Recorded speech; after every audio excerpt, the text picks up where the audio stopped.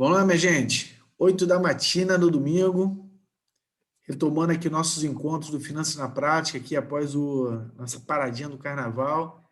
Agradecer o Fábio Cunha, que está aqui dividindo o tempo dele, o conhecimento com a gente, tá? Uma breve apresentação aqui do Fábio. O Fábio é advogado, tá? Ele fez o MBA também em Economia na FGB. Ele fez também o LLM na University of Miami, na School of Law, tá? Larga experiência nessa novela aí de compliance jurídico, passou 10 anos na minha querida Embraer, carinho enorme pela Embraer, eu fiz o ITA, Fábio, então Rodrigo Coutinho parece que lembra de você lá da Embraer, né? Também foi Head of Legal lá da Fresenis, né? Quase 4 anos, foi diretor jurídico, compliance regulatório lá na Danone, tá? Ele está como diretor jurídico, compliance e licenciamento na DASA já há quase 4 anos, né? E agora ele foi tocado pelo bichinho do magistério, está lá na Escola Paulista de Direito, dando aula lá com a turma lá. O objetivo daqui do papo do Fábio com a gente é tratar do tema compliance, tá? Então, um tema da mais alta importância, né? Fábio, passo a palavra a você, fica à vontade aí, invita-se. Vê como é que você quer trabalhar com a turma aí, se tiver pergunta no final, pergunta no meio, só nos orientar que a gente vai seguindo a tua orientação aí, tá bem? Obrigado, Marcelo. Obrigado pela introdução. E primeiro agradecer principalmente aí todo mundo que acordou cedo por um assunto que às vezes não parece ser o mais divertido, então eu prometo tentar torná-lo o menos sonolento agora nesse domingo de manhã. Bom, falar de compliance é algo às vezes parece um pouco batido, né? E eu vou, talvez, o que eu poderia trazer de diferente aqui? Primeiro que o Google é um grande professor, né? Então, você concorrer com o Google é algo muito difícil hoje em dia. Então, o que eu poderia trazer de diferente que não está no Google é a minha própria experiência. É o que eu passei, é o meu dia a dia. Eu acho que tem alguém com a câmera aberta aí, está fazendo um barulhinho. Já fechei já. Enfim, a minha experiência pessoal, tudo que eu passei, e a gente poder ter uma conversa bem aberta sobre o que cada um aí enfrenta e a gente poder trocar experiências. Eu acho que seria mais rico. Então, se quem quiser interromper, falar, comentar durante a apresentação, acho que enriquece mais o debate. Eu vou só mostrar aqui para vocês o que seria basicamente o que eu quero me guiar hoje. Vamos ver se vai share aqui. Eu não fiz uma apresentação, até para não ficar algo muito maçante. Vocês estão olhando aí? Apareceu? Sim. Então, basicamente, não necessariamente a gente precisa seguir essa rotina, essa rota, né? Talvez a gente desvie aí para outras questões. Eu acho que, inicialmente, é bom dar um pouco de contexto de compliance, né? Às vezes as pessoas até não sabem atuar direito em compliance porque não sabem de onde veio, por que veio, quais são as razões. Pensar em como é que se criaria um modelo, e aqui, obviamente, tem muito a minha opinião pessoal, e não existe só um formato. Compliance como cultura, eu acho que a terceira geração de compliance é basicamente isso que nós vamos falar. E aí uma provocação no final de quebrar regras. Eu vou fazer um incentivo a vocês quebrarem as regras, quebrarem o status quo. E aí depois tentar dizer o que isso tem a ver com compliance. E também trazer uma conversa que compliance e integridade não é a mesma coisa, tá? Compliance e integridade são coisas distintas, podem ou não caminhar de mãos dadas. E aí a gente vai falar um pouquinho lá no final. Bom, vou tirar daqui para a gente enxergar, ficar melhor. Quem sou eu? Bom, eu sou gaúcho, eu tenho 48 anos. Eu vim para São Paulo depois de ter feito a pós-graduação no Rio Grande do Sul. Trabalhar direto na Embraer, como o Marcelo falou. Vim meio que como um advogado tributarista no momento de grande expansão da companhia. Eu já tinha feito, né, atuado em escritórios tributários no Rio Grande do Sul e achei que ia trabalhar com tributário. Quando eu cheguei, a empresa estava no momento de um boom muito grande. Ou ela dava certo ou ela quebrava. Ela não tinha muita opção. Ela estava lançando o seu avião de maior sucesso, que era o 145, um investimento que ela não tinha dinheiro emprestado dos seus fornecedores, nós não tínhamos nem contrato, porque os fornecedores não confiavam na gente o suficiente para nos vender com contrato. fazer contrato de longo prazo. Então, era uma situação muito interessante, né? Era uma galera muito nova que chegou junto com uma galera que estava lá há mais de 30 anos. Existia um choque geracional muito grande. Era uma empresa que nós não tínhamos pessoas com mais de 5, só tinha pessoas com mais de 20 anos ou com pessoas com menos de 3 anos na companhia, porque ela tinha sido privatizada 2 anos antes. Eu cheguei lá, né, o jurídico era muito pequeno, e aí já o advogado da área militar ficou doente, ele disse, Fábio, você vai ter que fazer uma negociação amanhã para comprar radar da Siemens da Suécia, que custa o valor de um avião. Eu disse, mas primeiro que eu não sei nem o que é esse radar, né? Segundo que eu sou um tributarista. Mas não tem problema, aqui é assim mesmo. E assim que começou a minha carreira fora do ambiente, vamos dizer assim, tributário.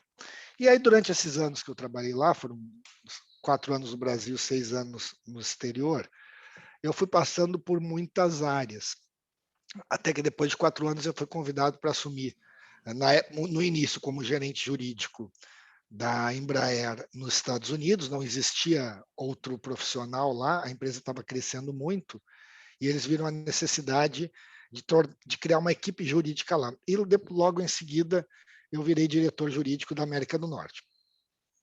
Bom, como é que eu alio isso em compliance? Depois eu vou trazer um pouco da perspectiva do que aconteceu. Quando eu cheguei lá, há muitos anos atrás, há mais de 10 anos atrás, não existia compliance no Brasil, nunca se tinha ouvido falar essa palavra. Eu comecei a participar de eventos, participar lá da OAB deles lá, né?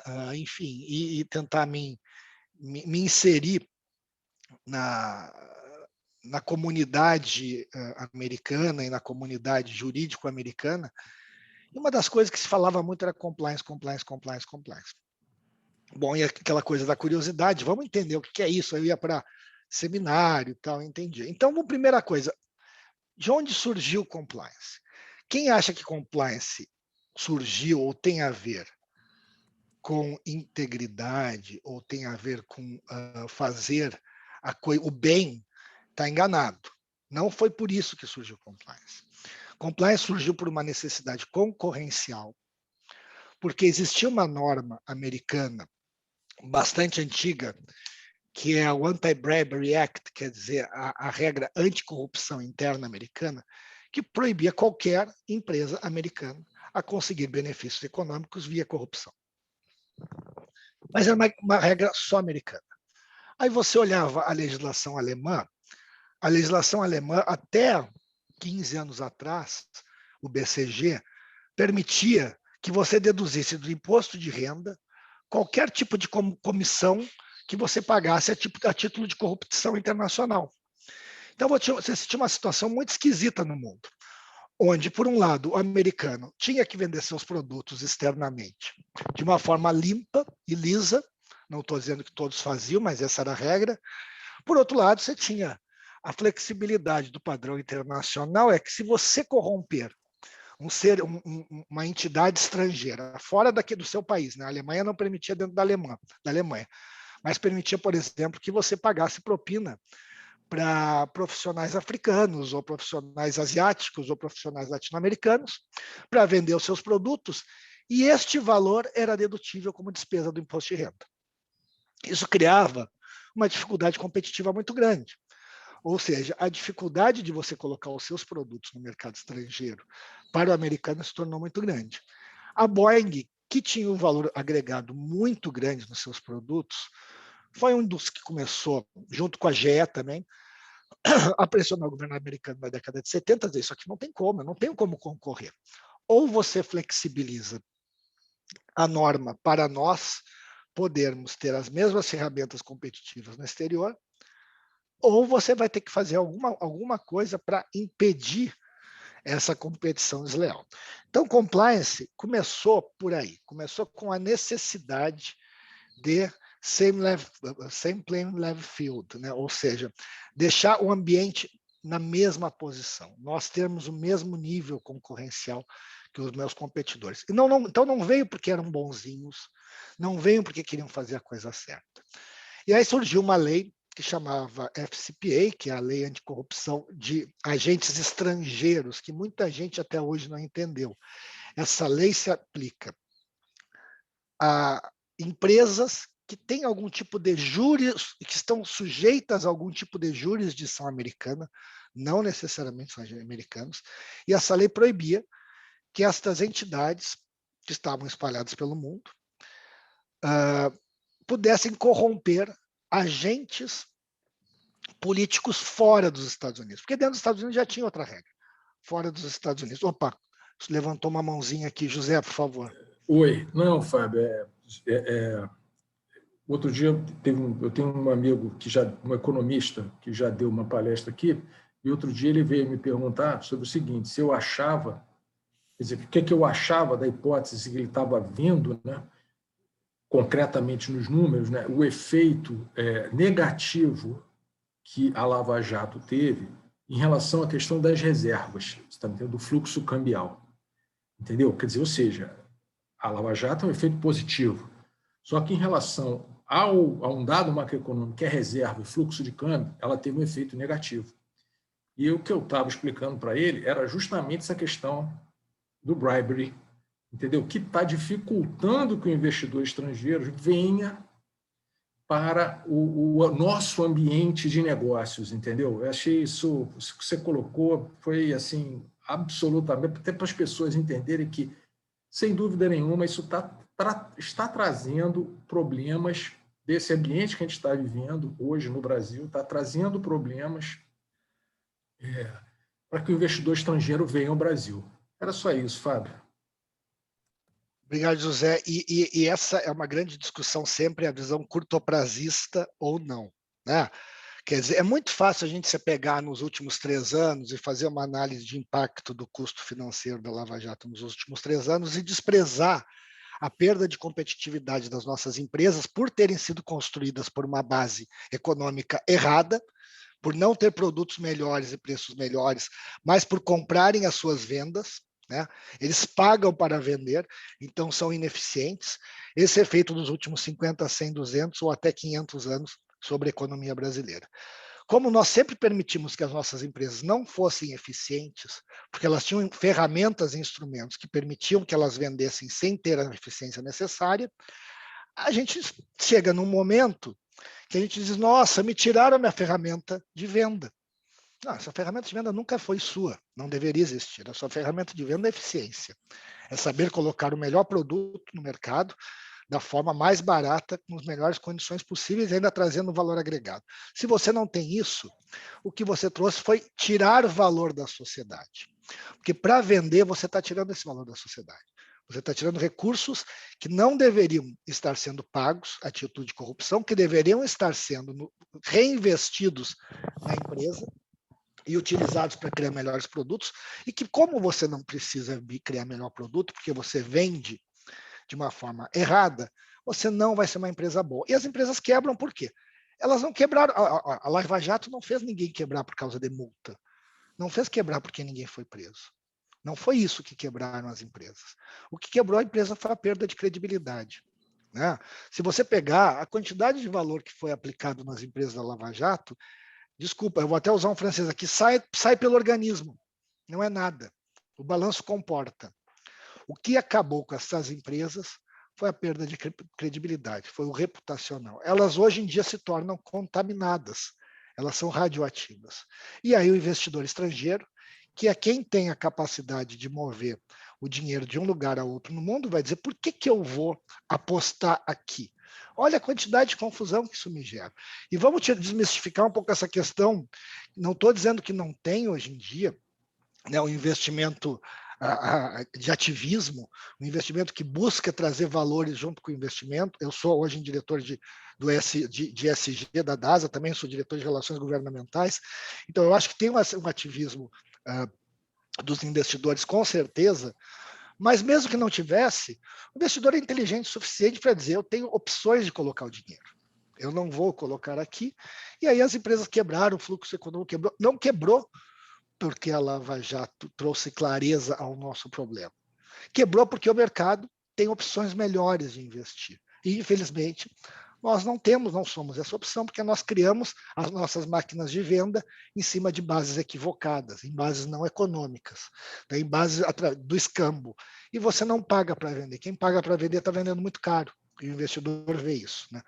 Você vende barato quando você vende bons produtos. Né? Não foi à toa que essas empresas que a gente está falando, de 2014 para cá, vêm fazendo um grande investimento nas suas áreas de compliance.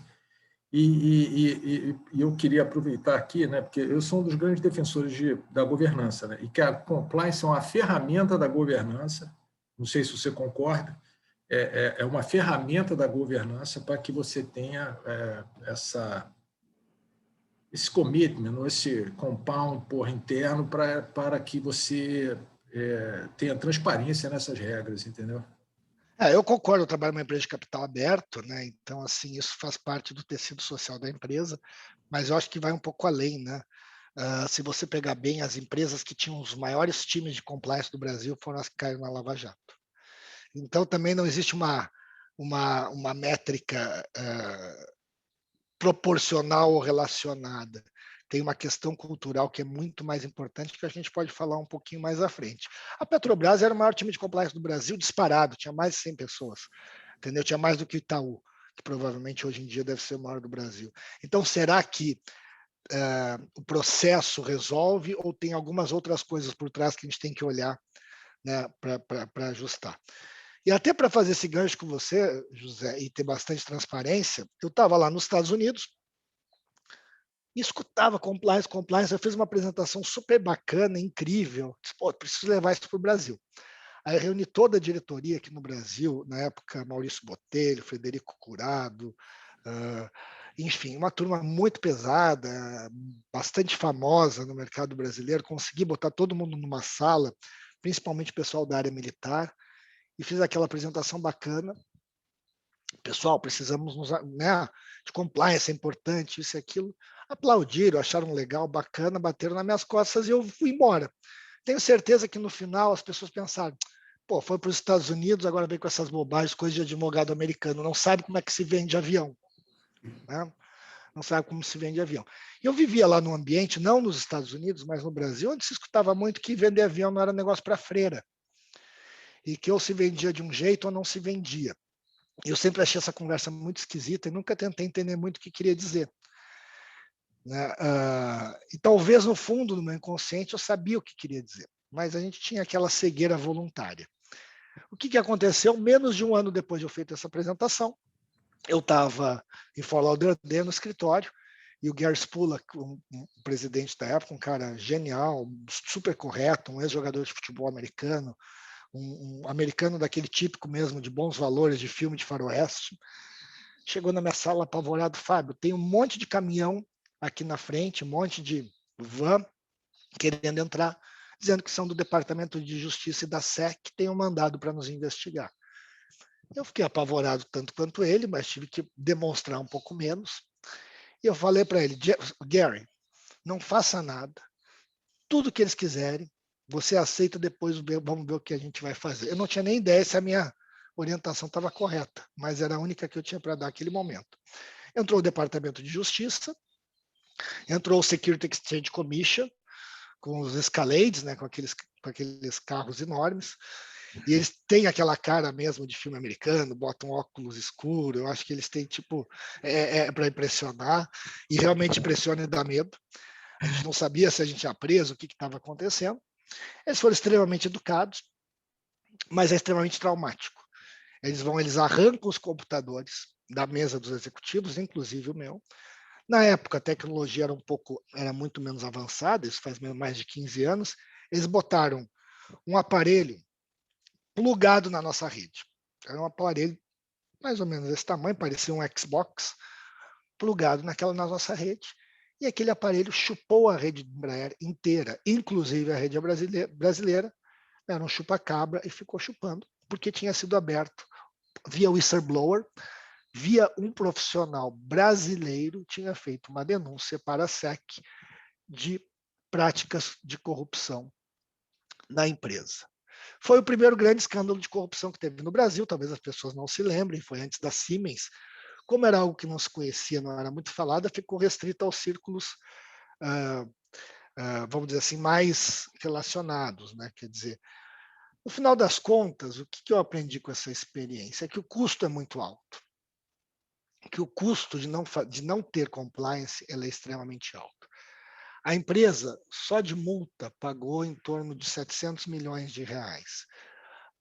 Mais ou menos a mesma coisa em honorários advocatícios. Mais ou menos a mesma coisa. Foi mais de R$1 bilhão. Vocês imaginam R$1 bilhão que saiu do caixa da empresa. Um avião custa 60 milhões de dólares. 60 milhões de dólares. Quantos aviões foram rasgados e jogados no lixo? Quantos empregos foram perdidos? E quantas vidas foram destruídas? Porque se achava que era o único formato de fazer negócio. Que sem fazer daquela forma não se vendia. Quando, na realidade, quando se parou essas práticas, se forçou o aumento de eficiência da companhia. E a empresa não quebrou. Quem quebrou foram os executivos.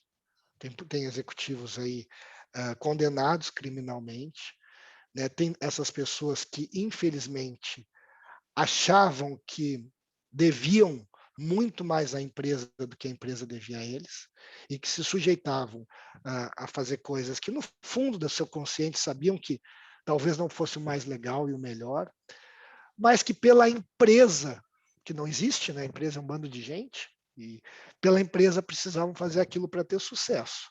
A empresa está aí, pode ser que não esteja na melhor condição, mas não é por causa da questão da investigação de corrupção, é por causa da questão do acordo da Boeing, está com certas dificuldades.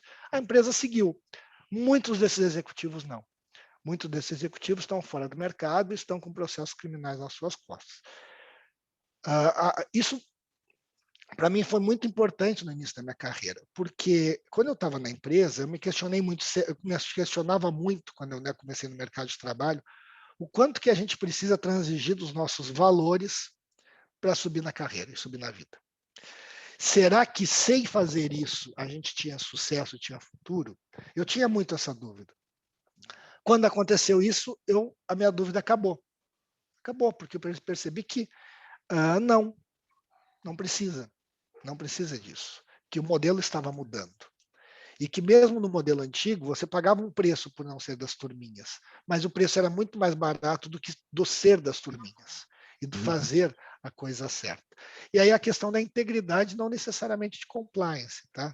O fazer a coisa certa, você pode seguir a regra e a regra ser errada, e você está fazendo a coisa errada porque a regra é errada, e você está sendo compliance. O fazer a coisa certa é um pouco diferente. Então eu quis trazer um pouco dessa historinha para dizer como é que eu fui jogado no mundo de compliance. Não foi voluntário, não foi porque eu quis. Foi por um trauma e algo que eu não esperava passar, mas que me trouxe algumas vamos dizer assim, algumas lições para o resto da vida. Bom, a partir daí, enfim, eu fiquei mais uns anos na empresa, rapidamente, menos de 6 anos, toda a operação americana estava, vamos dizer assim, livre de qualquer tipo de acusação, não tinha nada no modelo das empresas da Embraer nos Estados Unidos de errado, e aí foram investigando que onde tinha errado eram operações que eram feitas em países de terceiro mundo, né? O que mostra que é aquela necessidade da gente forçar a nossa venda através da compra dessa venda. E às vezes é muito sutil isso nas nossas empresas, às vezes a gente não se dá conta, via um distribuidor que a gente coloca e fecha os olhos, né, o que está acontecendo. Né? Essa cegueira voluntária, que é um dos critérios do FCPA, diga, eu não permito mais que o executivo diga, eu não sei, porque você tem uma obrigação e um dever de diligência, de saber. Se você senta na cadeira, o não sei não me serve mais. E essa regra foi copiada pela legislação brasileira. A cegueira voluntária ou a defesa do avestruz, eu gosto muito que os americanos usam essas figuras de linguagem meio coloridas, né? Aqui no Brasil a gente gosta de botar coisas rebuscadas que muitas vezes precisam de tradução. O americano sempre bota uma expressão que não precisa de tradução. É a defesa do avestruz. Não adianta querer colocar a cabeça no buraco. Eu não vou permitir.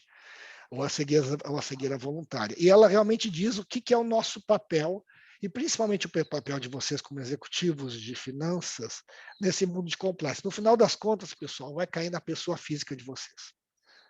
É na PF e é no financeiro.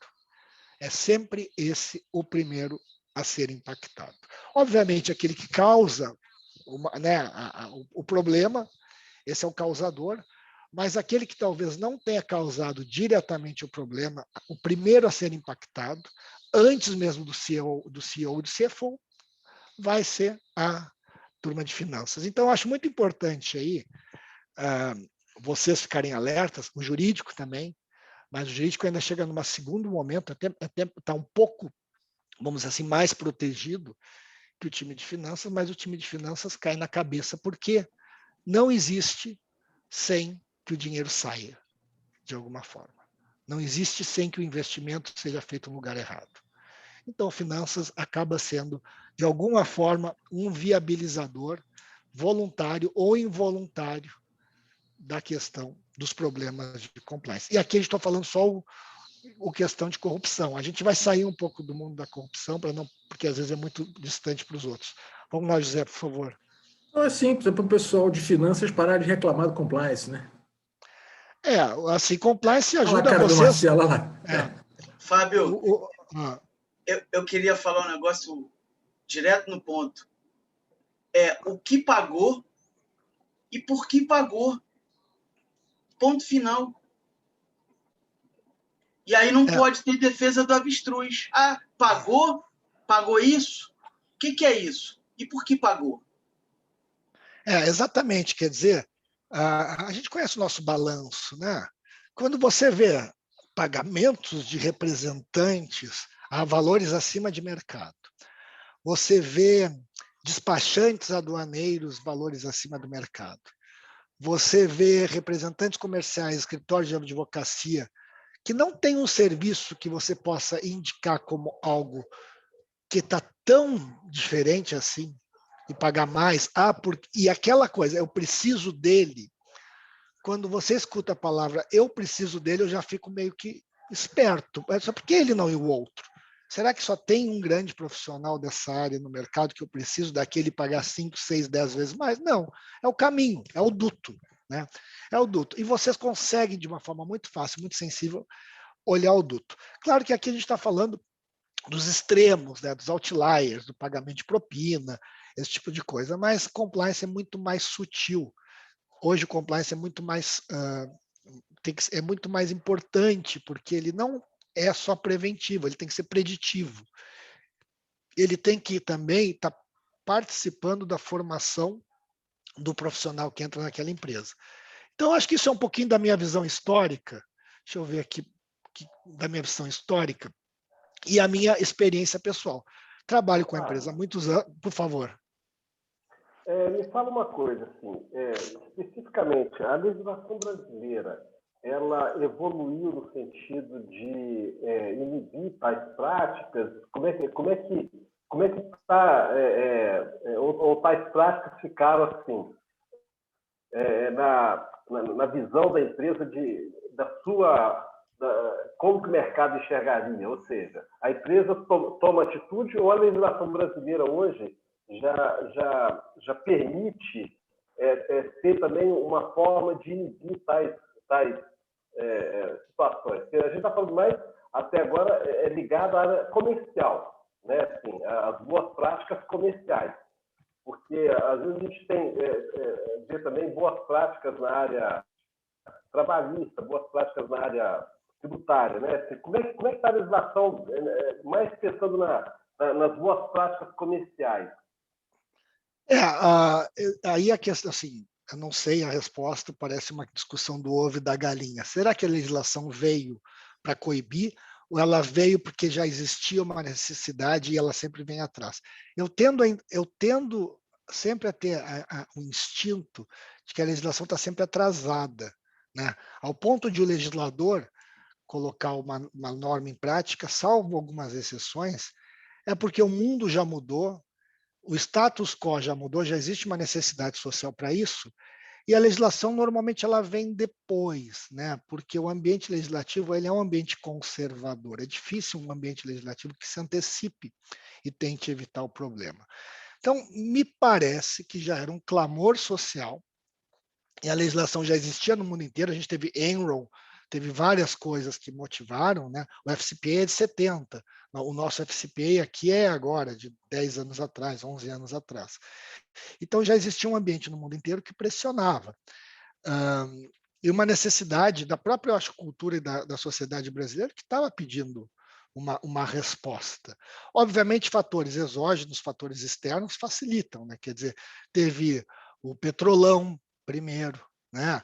Teve os escândalos da Siemens, teve uma série de coisas que dizia, pô, chega, né? Está na hora da sociedade realmente tomar rédeas daquilo que ela entende como é o parâmetro adequado da sua atividade. E aqui eu não estou falando só de práticas comerciais, não, tá? Eu trabalho numa empresa, nós temos, as pessoas não sabem, mas a DASA ela tem 900 unidades pelo Brasil.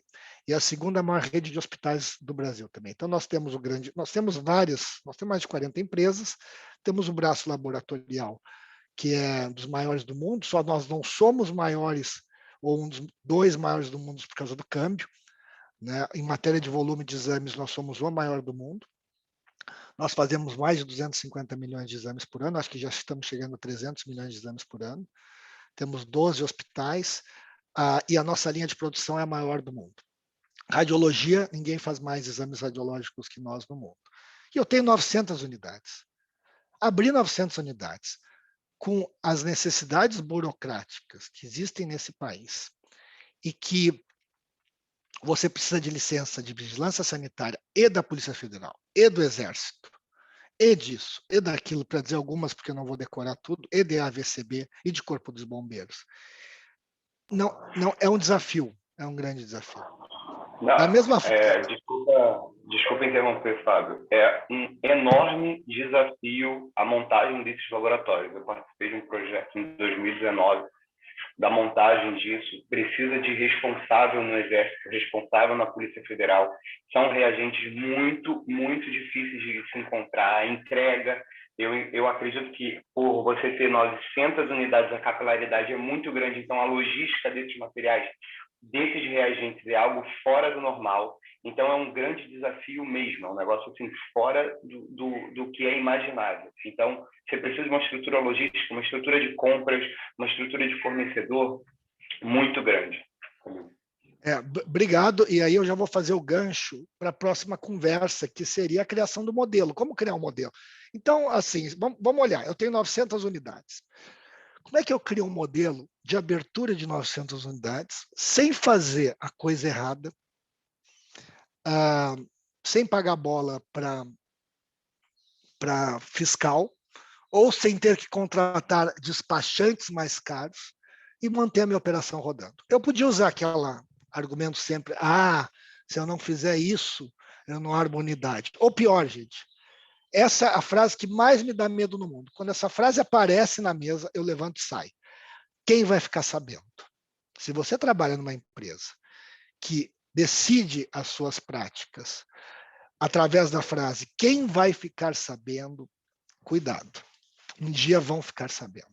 Não existe privacidade nesse mundo. Primeiro, você não deveria fazer ou deixar de fazer alguma coisa confiando que vai ser um segredo. Você deveria fazer aquilo que o seu coração manda e que você acha que é certo, independente da legislação, certo? Quando você tem a dúvida quem vai ficar sabendo, já perdeu. Já perdeu o Playboy, já caiu. Porque vão ficar sabendo. Não existe privacidade, não existe sigilo. O e-mail vai embora. Um falou para o outro. Entendeu? As coisas não se desaparecem mais. Enfim, aí eu tentando trazer a DASA para um padrão de compliance um pouco mais estruturado, e aqui eu vou trazer o exemplo da DASA de criação de modelo. Você tem várias formas. Ou você é igual a todo mundo, e olha lá nos indicadores do Controladoria Geral da União, como monta um programa de compliance, bacana, bonito, papapá, e cumpre o check the box e monta o processo. E aí você olha historicamente, será que as empresas que fizeram isso estão no melhor patamar ou não. Eu não sei se estão, mas você não sabe se estão. Então, como eu não sabia se estavam ou não, ou seja, o modelo não tinha se provado e ficado intuitivo de que montar exatamente o que é indicado pela CGU é o que eu preciso, eu disse, bom, eu vou dar uma investigada. Qual é o modelo que normalmente eu aplico? E aí, não estou dizendo que é o melhor modelo, eu estou dizendo que é o modelo que eu utilizo. Eu dei uma zapeada na companhia e, de forma, eu não precisei contratar. A Deloitte está lá, a gente tem um monte de consultoria, gasta uma fortuna, é um saco, é dinheiro, faz parte. Mas dá para gastar pouco, tá? Dá para gastar menos do que os outros. Eu acho que isso é sempre importante. Chegar mais longe gastando menos. Essa é sempre a minha pegada. Fazer mais com menos recurso, com menos desperdício de recurso.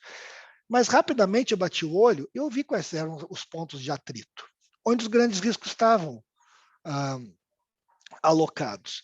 Eu não tinha risco na área comercial. Eu vendo praticamente para plano de saúde, certo? Não tem muito problema ali. Não tem distribuidor, não tem atravessador, não tem varejo, são relações de mais de 60 anos. Então, e de qualquer maneira, se nós pensarmos bem, o risco maior e o risco criminal está sempre onde está o Estado no meio. Primeira coisa é você evitar um erro de compliance onde está o ente público. A compliance privada no Brasil ainda não é um crime. Então, qualquer operação que eu faço, normalmente eu faço um mapa de calor ou um gráfico de risco, né? Um gráfico de risco onde tem a probabilidade e o impacto, e eu começo a povoar nesse quadradinho, nesse mapa de risco, e vocês são muito melhores que nós advogados nesse tipo de coisa. A primeira coisa que eu faço é povoar minha caixinha. Onde é que estão os... Primeiro, criar o critério. Né? Para mim, o critério 1, sempre risco criminal. Eu não posso colocar a vida das pessoas, como diretor jurídico, ou permitir que a empresa coloque um ativo que não é dela à disposição da companhia, que é a liberdade das pessoas. Este ativo, as pessoas não estão entregando para a companhia quando assinam a sua carteira de trabalho. Certo? E eu sou estatutário, então meu risco é muito maior. Então, eu, como diretor jurídico, não permito que a empresa disponha deste ativo, desse bem individual, porque isso não está parte do jogo da venda do serviço. Então, isso eu não posso trazer. Então, sempre, no meu mapa de calor, número 1 é o risco criminal. Para a DASA, qual é o meu segundo mapa de calor? Fechamento de grandes unidades por mais de 60 dias. Risco de fechamento de grandes unidades por mais de 60 dias afeta o meu PNL. Opa, está aqui o meu segundo nível de mapa de calor. Meu terceiro nível do mapa de calor, fechamento de unidades médias, de grandes unidades por menos de 30 dias ou fechamento de unidades médias por até 6 meses. E no verde, né, era o mapa de calor colorido, no verdezinho, fechamento de pequenas unidades. Por que isso foi importante para mim? Primeiro, criou meu critério. Porque se eu tentar ter 100% de adequação, eu não vou conseguir, porque eu tenho 900 unidades, as licenças vencem uma por cima das outras, e eu não vou conseguir ter foco. Então, dessa forma, eu consegui criar um foco para dizer onde o compliance tem que ser efetivo e onde ele tem que proteger a companhia. No criminal e no segundo nível, pelo menos. Então, 90% dos meus recursos são aplicados para as duas caixas superiores do meu mapa de calor. O resto é o resto.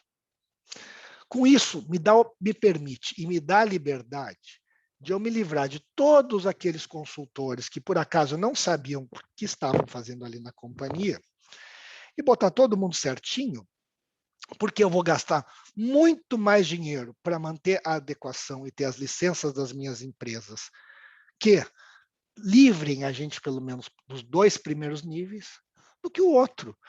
Se por um acaso a prefeitura de Itapeceri, sei lá de onde, atrasou na sua licença, está braba comigo, fechou minha unidade por 30 dias. Eu vou bater no peito e vou dizer que isso foi uma escolha pessoal. Eu prefiro que a gente feche por 30 dias e resolva através do mandado de segurança do que eu ter alguém ali que mantenha aquela relação azeitada fazendo da forma errada. Mas eu vou estar sempre olhando para que nas minhas grandes unidades, nos hospitais, não tem esse problema. Não porque eu estou contratando profissionais que não deveriam, não porque eu estou pagando para manter a relação azeitada. É porque lá eu estou me antecipando 5, 6, 8 meses ao processo de licenciamento. Então, em vez de eu dividir a minha equipe a um ratio de 900, 90% da minha equipe está cuidando de 60 unidades. E o resto é o resto. Então, escorregar no resto, entendeu? Atrasar a licença, atrasar a construção, o AVCB dá impacto no meu PNL. Mas não é um impacto, vamos dizer assim, do risco do meu negócio. Claro que, se for um risco criminal, uma licença ambiental, ela está lá em cima, mesmo sendo uma unidade pequena. Então, ela já está preservada lá em cima. Então, a corrupção, ela está fora, porque a corrupção sempre é risco criminal. E compliance não é só corrupção. Compliance é ter da minha licença do Corpo de Bombeiros, porque isso quer dizer que eu não vou ter um risco de incêndio. Entendeu? Então, assim, não é só corrupção. Eu sou, né, uma empresa que entrega saúde, que precisa entregar saúde. Compliance, para mim, também é ter certeza que eu uso o reagente correto, como o Thales falou. Eu não uso um reagente que traz risco para a população. Passam nas nossas unidades por ano em torno de 20 milhões de atendimentos. 20 milhões de pessoas passam por lá. É um percentual altíssimo da população brasileira. Pacientes únicos são 5 milhões que passam por ano. Eu cometer um erro de qualidade, eu afeto a vida das pessoas. Eu fazer um teste de câncer errado, eu prejudico a vida das pessoas. E vamos falar a verdade, não existe nenhuma empresa que tenha 100% de assertividade, nenhuma empresa no mundo, porque a medicina, ela não é uma ciência matemática, e até nós mesmos, né, vocês que conhecem matemática, sabem que 2 mais 2 não necessariamente é 4, né? Na matemática 2 mais 2 pode ser 5. Né? Nós temos aí várias situações onde a soma dos iguais dá um valor superior, e é isso que eu trago também aqui para dentro da empresa, né? Compliance é um custo que você vai gerar mais do que o investimento que você faz, se você faz adequadamente. Se você não desperdiça esse recurso que você está colocando. A forma como eu vejo de não desperdiçar esse recurso é realmente identificar as zonas de atrito que eu tenho na companhia e botar os meus recursos lá. Para que eu vou fazer treinamento, gente? E é a grande recomendação no mundo inteiro, tem que treinar em compliance todos os profissionais. Pode recomendar o quanto você recomendar, eu não vou fazer, porque para mim não é efetivo. Para que eu vou treinar em compliance? 40 mil funcionários, sendo que a maioria deles está ali preenchendo a ficha do plano de saúde quando você chega no balcão. Eu tenho 0 risco. Em vez de fazer um treinamento raso e superficial para 100% da empresa, por que eu não faço um treinamento profundo, especializado naquelas minhas áreas de atrito? Que é o que eu tento fazer. Talvez aí eu esteja sendo efetivo e utilizando o melhor recurso que a companhia me dá, que sempre é pouco, eu tenho sempre que brigar por esse orçamento. E normalmente na área de compliance não brigo muito, porque como eles veem que eu não gasto para coisas, tento não gastar para coisas inúteis, e tenho uma visão diferente, até a minha construção orçamentária não é tão ruim assim. Não é tão difícil. No jurídico é mais difícil, tá? Por incrível que pareça, eu tenho mais dificuldade no fechamento da negociação do meu orçamento na área jurídica que na área de compliance. Então, eu faço exatamente isso. Eu não vou treinar, é indicação da CGU. Tudo bem, mas não vou. Não é lei, não é obrigatório, não é mandatório. Eu vou fazer o que eu acho que é melhor para a companhia. Então, eu prefiro realmente atuar e criar processos, e principalmente o desenvolvimento de cultura, que é onde eu mais gasto tempo, naquilo que vai fazer uma diferença grande. O que aconteceu?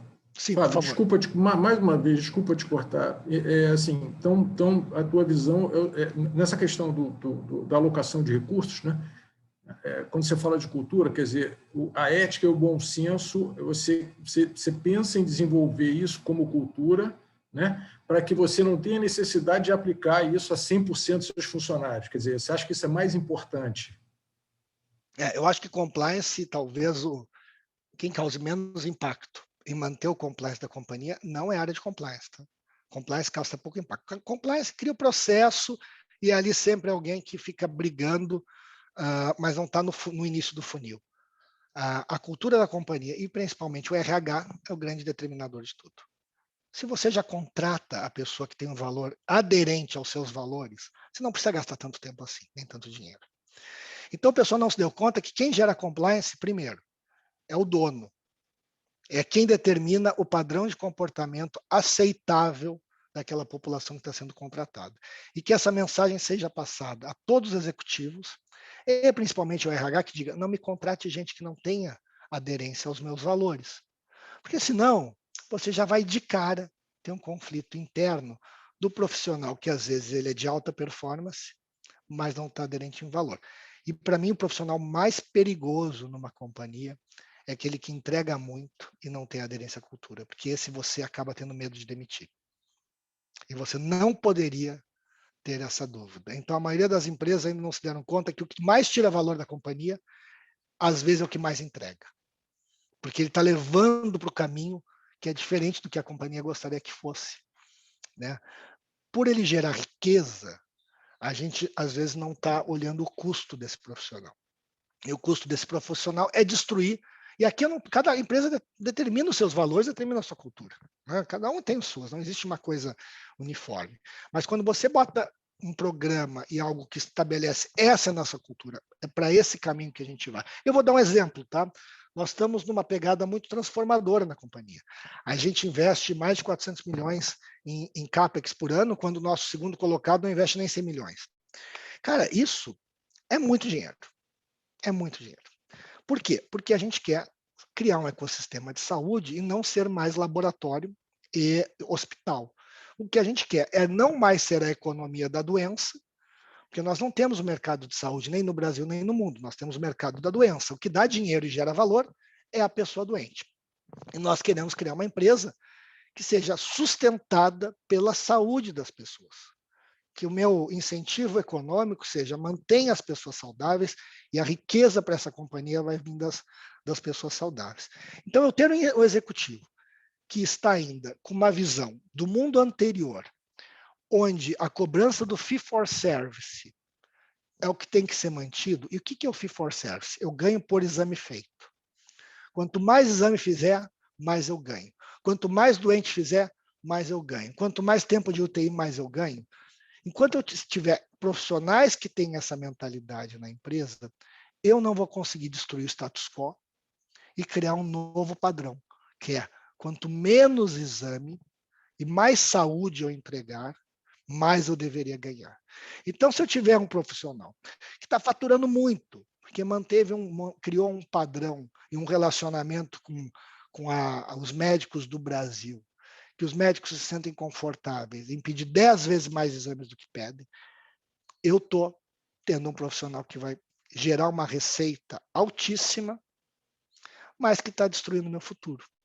Porque se eu acredito que o futuro da companhia não é esse modelo, eu manter esse profissional de alta rentabilidade está atrasando o futuro da empresa. Então, são escolhas, tá? Então, por isso que, assim, quando eu olho a minha equipe, eu sempre tenho muito medo disso. Puta, esse cara é fera. Eu uso outra palavra, esse cara é fera.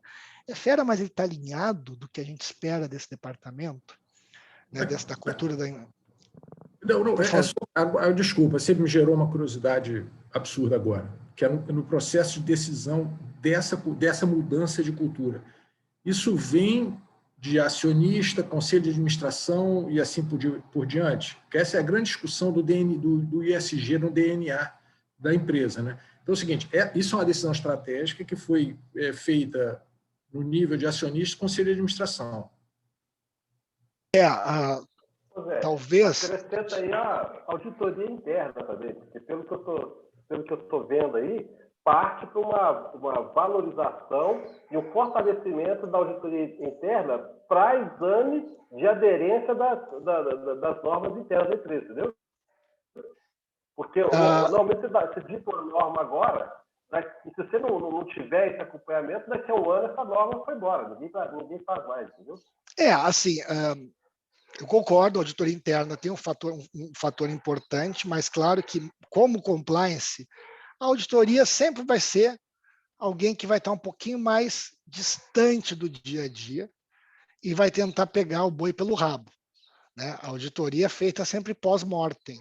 Né? Aí você não audita antes do processo já estar em curso.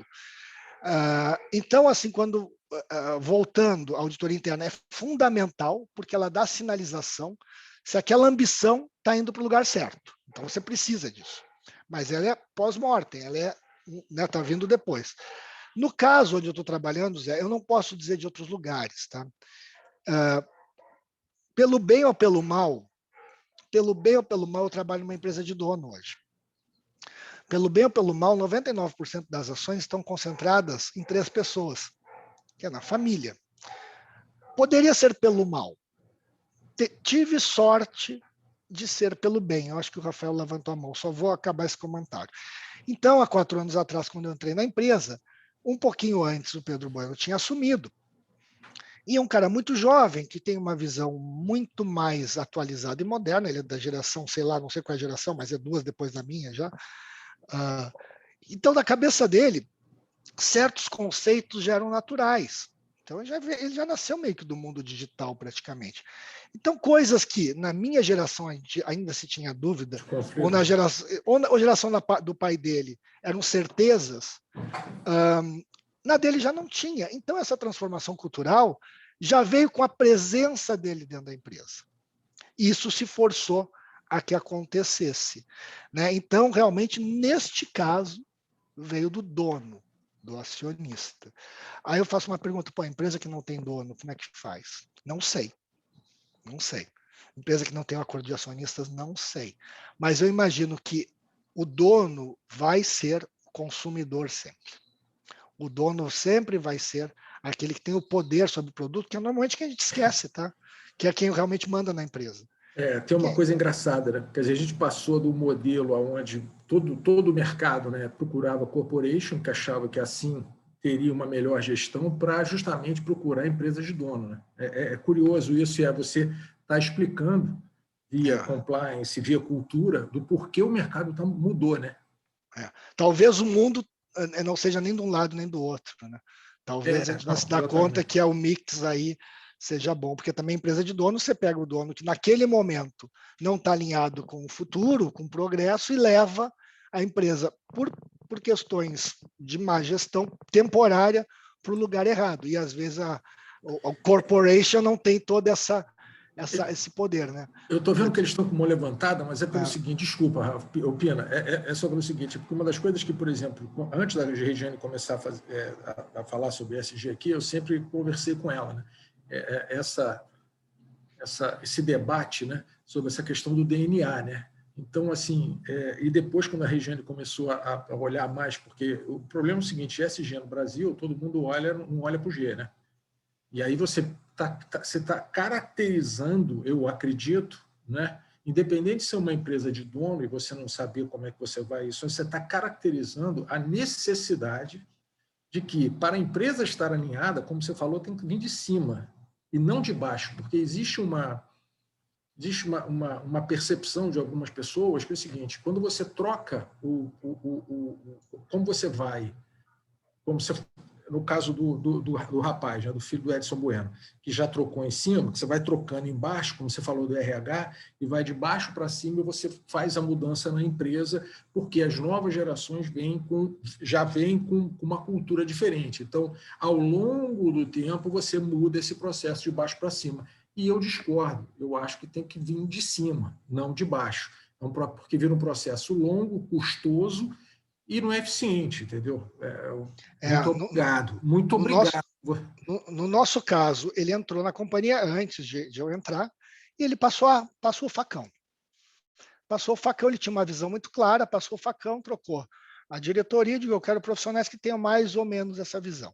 Tem um monte de coisa que a gente não tem. Nós não somos uma empresa de governança. É um palavrão na companhia. Nunca se gostou, porque sempre se alinhou lá na DASA governança burocracia, porque era uma empresa muito pesada, muito burocrática. Então a palavra governança virou um palavrão, então eu não uso essa palavra. Eu uso outras. E outra, de repente eu tenho que montar um modelo de compliance que não seja amarrado, é esse que eu gosto. Até porque se eu fosse amarrar, eu seria o profissional que não estou alinhado com a cultura da companhia. Então eu tenho que solucionar o problema da companhia sem desvirtuar da cultura. Então até o meu programa de compliance, o meu formato de compliance, ele é menos processualizado. Ele é mais calcado na cultura. Eu vi que o Rafael e o Fabiano estão com a mão levantada. Eu não sei quem levantou primeiro. Oi, acho que... Rafa, vai lá, Rafa. Obrigado, Fabiano. Então, assim, eu estou lembrando muito, né? Eu fui auditor por alguns anos de uma empresa de capital aberto, até no Novo Mercado, enfim, que era uma empresa de capital aberto, mas tinha dono, né? O acionista majoritário era muito presente. Então, o que você falou me lembrou muito a questão do exemplo de cima, né? Quando você não tem um exemplo de cima, que isso realmente para baixo não acontece, quando se passa a mão na cabeça de algumas pessoas. E para mim, muito marcante, uma época em que aconteceu alguma coisa, via denúncia anônima, a equipe foi apurou, que tinha problemas, enfim, com uma pessoa relacionada ao proprietário majoritário da companhia. Ele ficou sabendo, mostramos o relatório e, enfim, arrumaram a pessoa que denunciou, foi mandada embora, sem ideia do que aconteceu. Depois daquele momento, realmente eu perdi toda não só eu, né?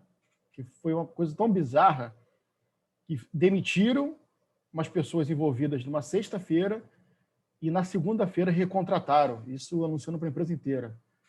Então, eu como auditor, mesmo a gente tinha uma sala, era a única sala fechada da empresa, era nossa, a gente via o clima entre as pessoas era muito ruim. Era um clima de que não sabia realmente o que estava acontecendo, o que valia a pena, se valia a pena denunciar. Parece que o mal tinha vencido, né? Eu vou depois fazer um comentário em relação a isso, que eu acho sempre essa é a grande dúvida, o grande fantasma, né, que as pessoas às vezes se decepcionam. Mas deixa eu passar aqui para o Fabiano também. Legal, gente. Não, eu só queria compartilhar o meu depoimento, né, porque até para corroborar com os pontos que tu colocaste, né, Fábio? Porque eu trabalho há mais de 8 anos em empresas multinacionais de capital aberto, né? E é impressionante como essa cultura de governança, de compliance, de fazer os negócios da maneira certa, está incutida no DNA, né? E no caso dessas duas empresas, tá? Antes a Dell e hoje na DocuSign, são duas empresas que são de capital aberto, né? E antes delas abrirem o capital, isso veio do dono, antes do Michael Dell e hoje do Dan Springer. É impressionante como isso vem da cultura deles, do histórico deles.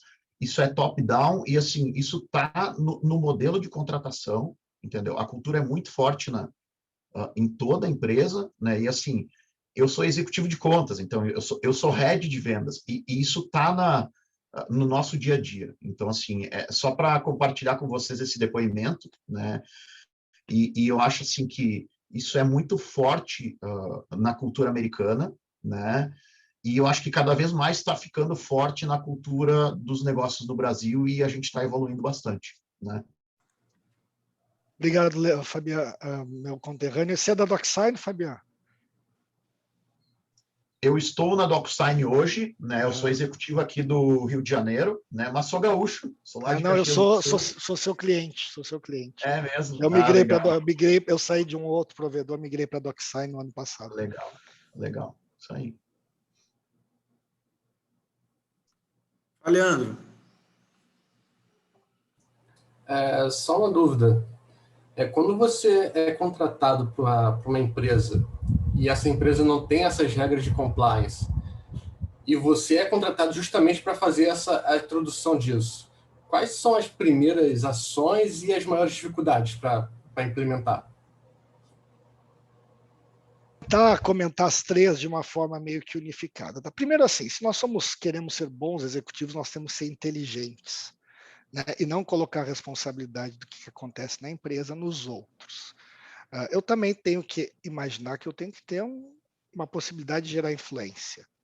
Então, também é o que a empresa quer e é um pouco do que eu quero também. Também é a minha visão de mundo. Por isso que eu fui contratado. Também tem que, de alguma forma, guiar o executivo. Vamos dar um exemplo aí, eu acho que o Rafael comentou, da decepção de a empresa não ter conseguido fazer a coisa certa. Mas ninguém pergunta por quê. Ninguém pergunta por quê. Será que não fez porque não queria ou não fez porque não sabia fazer diferente? Então, nós tivemos um exemplo assim, a gente cobrar Gente, o quanto que a gente mente nas nossas casas, no dia a dia, até para o filho, na hora de dar uma comida, não, depois eu vou te dar, você vai...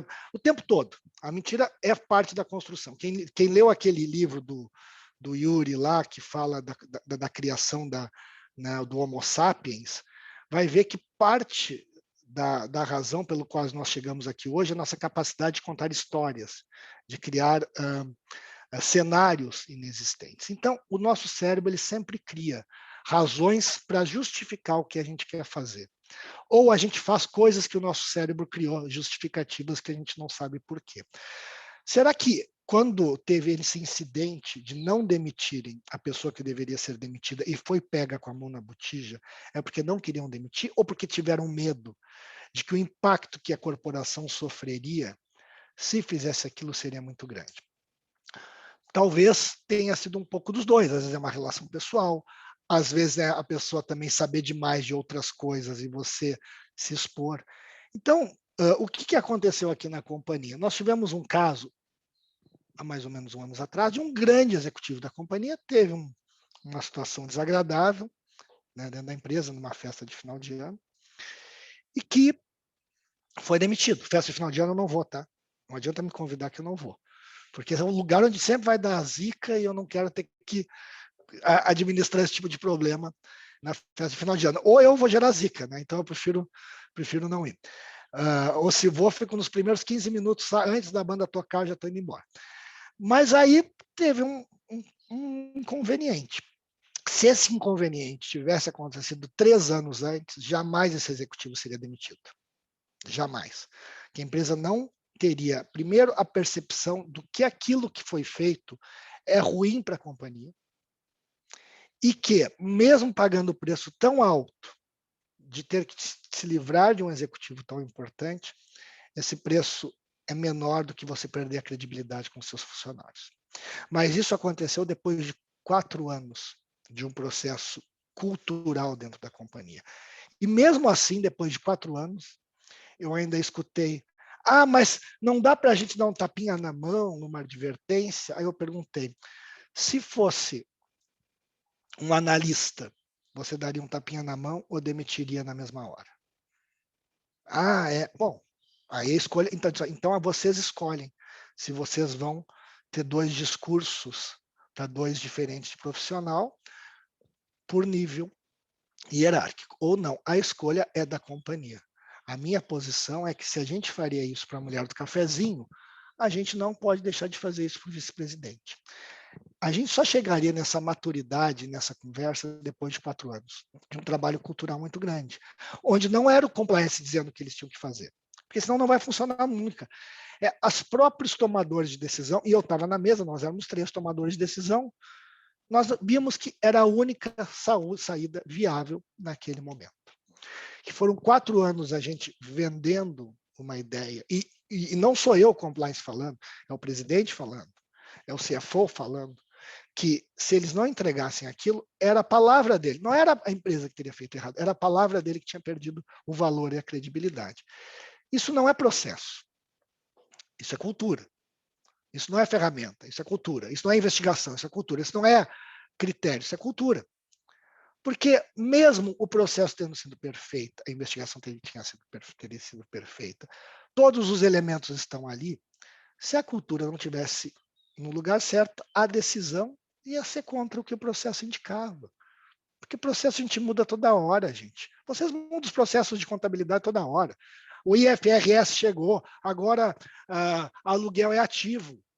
2 anos atrás, o aluguel não era ativo, mudou o processo, mudou o critério. Entendeu? Então, assim, na hora que o calo aperta, a gente muda o processo. Se a cultura está sedimentada, isso ajuda. Mesmo assim, ficou um gosto muito amargo na companhia durante alguns anos, e eu sei que eu fiquei sendo o cara, vamos dizer assim, o que levou a mensagem, que a gente sempre tenta matar o mensageiro, né? Então, durante alguns meses, eu via que isso gerou um desconforto inconsciente entre eu e alguns executivos, porque no final das contas parecia eu o justiceiro, o mensageiro. Cara, compliance não é justiceiro, compliance não é delegacia. E é muito chato ver os meus colegas muitas vezes entrarem na empresa com a bandeira de delegado, se acharem que são superiores aos outros, mais íntegros que os outros, e estarem, né, enrolados nessa bandeira da ética e da integridade, que quase que apontam os dedos, ou você está no meu padrão, ou você não é um cara ético. É muito chato isso. É muito desagradável. No final, vira um ser isolado, que não conhece do negócio, que está jogado lá num canto. Eu costumo chamar o japonês da área de compliance, o japonês da salinha do fundo, né, que ninguém quer conversar. Então, voltando ao início, como é que eu crio? E compliance, eu jogo os meus investimentos e crio o meu processo em cima de onde ele vai dar o resultado. Eu maximizo meus investimentos e demonstro isso. E aí crio soluções que até são pouco, eu já vou passar para o José, pouco tradicionais. Hoje, a operação de mercado público, de venda e de 100% da relação com o mercado público, a gente tem só 300 milhões de reais, de quase 10 bilhões, sei lá, 8 bilhões, 9 bilhões de faturamento em mercado público. A gente não atua com o mercado público, mas a gente acha que tem um valor. Nós somos a maior do Brasil em mercado público de exames, então a gente não quer deixar a sociedade desabrigada. Embora o EBITDA seja baixo e embora perto da receita da companhia seja baixo e o risco seja alto. Onde é que está a área de mercado público hoje? Está dentro da área do jurídico. A minha equipe é a equipe que avalia a proposta, aprova a proposta, entra na licitação, dá a lança em pregão, contrata os consultores, tudo está dentro da minha equipe. É ortodoxo? Não, não é ortodoxo. É esquisito? É. Mas eu achei que foi mais efetivo. Então, mesmo não sendo mais tradicional, me parece que no nosso modelo é o mais efetivo. Então, hoje, toda a área de contratação com o mercado público está dentro do jurídico. Estranho, não é? E não é. Porque ali, pelo menos, eu estou tendo a responsabilidade de entregar pela empresa o meu próprio discurso. Eu não fico lá de fora simplesmente apontando o dedo, tem que fazer certo, tem que fazer certo. Eu coloco o meu na reta, eu estou ali. Se algo acontecer de errado no mercado público, é minha responsabilidade. E eu que tenho o discurso da integridade, eu estou colocando o meu na reta. Então, também um pouco de coragem é importante, e é coisa que falta muitas vezes em advogado e falta muitas vezes em profissionais de compliance. Porque como você não está na reta e você é alguém que está de fora, determinando o padrão de comportamento dos outros, quando você passa a cruzar a linha indo para o outro lado, você vê que tem que ter um pouco mais de empatia, que a vida do coleguinha não é fácil. Que vem cá, é muito legal eu falar do advogado, se meu salário está pingando sim ou não, se o cara do comercial vender. Mas se ele não vender, meu salário não vai pingar, mas parece que vai, né? E aí eu fico cobrando do comercial, as dificuldades. Não, não é assim. Eu tenho que ajudá-lo para que a venda dele seja a mais fácil possível e eu não deixe ele com outras distrações que não seja simplesmente a eficiência da venda. Então, eu acho que é assim que eu crio o modelo, tá? De forma muito simplificada, eu vou pegar os poucos recursos que a companhia vai me dar e, de preferência, até recursos que não são da companhia, que não são da minha área, por exemplo, o RH, a criação da cultura, a formatação. Claro que eu tenho a utilização de canal de conduta enorme, que é feito pela ICTS, que super funciona. A gente tem, são 900 unidades, 40 mil pessoas. Denúncia de assédio de médico, denúncia de assédio de paciente. Paciente que chega nas nossas unidades diariamente e diz, eu não quero ser atendido por esse negro, por essa negra, por essa bichinha. Isso é todo dia. É todo dia. E o que eu faço? Eu não tenho que ter um processo, eu tenho que simplesmente ter uma cultura que diga, se um paciente chegar assim, não é para ser nosso paciente. Se o paciente não aceitar a cor, orientação sexual de um dos nossos profissionais, eu não preciso desse paciente. Porque quando esse paciente falar isso dentro da minha unidade, ele está antagonizando os outros 50 que estão lá dentro e que não aceitam isso. E se eu atender esse paciente, eu estou desatendendo os outros. Né? E aí a gente vai já entrar um pouquinho do SG, tá? Acho que dá para conversar um pouquinho do SG. Então é assim, compliance na nossa vida faz parte de como eu atendo meu paciente. Então é cultura, eu não preciso de grandes processos. Mas eu tenho que estar do lado da Selma Costinha, que é a nossa responsável por atendimento, tipo, Selma, vamos orientar a turma, porque são 900 unidades. As unidades todas têm que faturar, todas têm meta. Na cabeça deles, eles não podem mandar paciente embora. Então, quando chega um paciente e diz para a coletadora, essa negra não vai tirar meu sangue, a intuição da coordenadora de unidade é trocar o coletador. Essa é a intuição. Isso é o que eles faziam. Eu não preciso botar um processo. Eu só preciso que no treinamento da coletadora esteja lá uma linhazinha. Olha, se acontecer nessas situações, coordenadora de unidade, não troque a coletadora. Pergunte, mas por quê? Se a pessoa insistir, diga, olha, me desculpe, mas eu peço então que você procure outra empresa. Jamais, isso não é difícil, é muito simples, é uma falta de orientação, mas é compliance, e é um compliance muito mais efetivo. Né? José, eu acho que você está de mão levantada. Não, é muito rápido, assim, maravilhoso, assim, você não tem ideia do que né, eu fico com essa questão de grupo de bolsa, né? Então, assim, eu conheci a DASA antes de você, eu sei o seu trabalho e sei quem eram os acionistas anteriores, tá? Então, assim, e nunca comprei DASA justamente por causa disso. Então, assim, quero dizer uma coisa para vocês, assim, é a mesma coisa, se eu comprar ação, tá? Porque o papel vai subir e não me interessa como. É a mesma questão que o Fábio está colocando, entendeu? É a mesma questão, entendeu? Então, por exemplo, na sexta-feira, um problema da Petrobras, foi o que eu coloquei diversas vezes. Olha só, a lei das estatais dá o poder do cara de chegar e dizer que tem que baixar o preço da gasolina, porque a função da empresa de capital misto é uma função social, não é ganhar dinheiro. Entendeu? Então, esse risco sempre teve lá. Mas como o papel subia, né, as pessoas não... Pô, deixa isso para lá, né, cara? Vou ler por quê, né? Entendeu? Então, assim, gente, por favor, isso que o Fábio está falando, assim, é uma oportunidade que vocês não têm ideia, para vocês repensarem também por que vocês compram uma ação e que tipo de empresa que vocês querem comprar. Entendeu? Desculpa, Fábio, mas é que eu não podia perder esse gancho. José, eu acho que você está correto, tá? Me surpreendeu a surpresa. Não teve um governante na história do Brasil que não meteu o dedo na Petrobras. Por que seria diferente? Eu não estou defendendo, porque eu não entro em seara política, tá? Não entro em seara política. Claro, mas é direito do cara, políticas. Mas, enfim, por que esse vai ser o outlier? Todos os outros fizeram. Todos os outros fizeram, talvez o que tenha feito um pouquinho menos, mas mesmo assim fez, se você der uma olhada.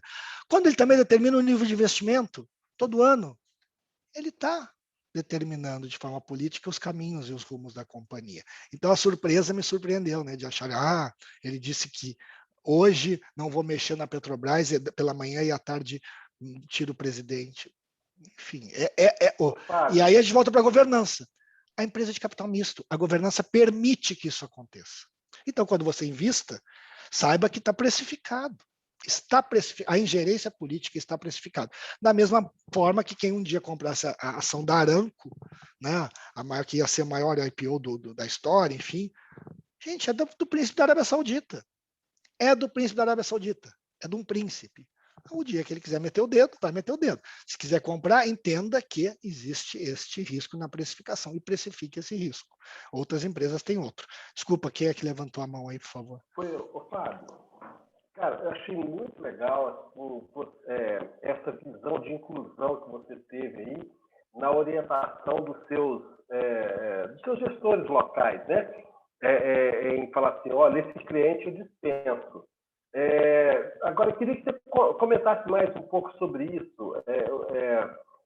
Isso gerou algum impacto da empresa? Você teve algum feedback nesse aspecto, assim, nesse processo de inclusão?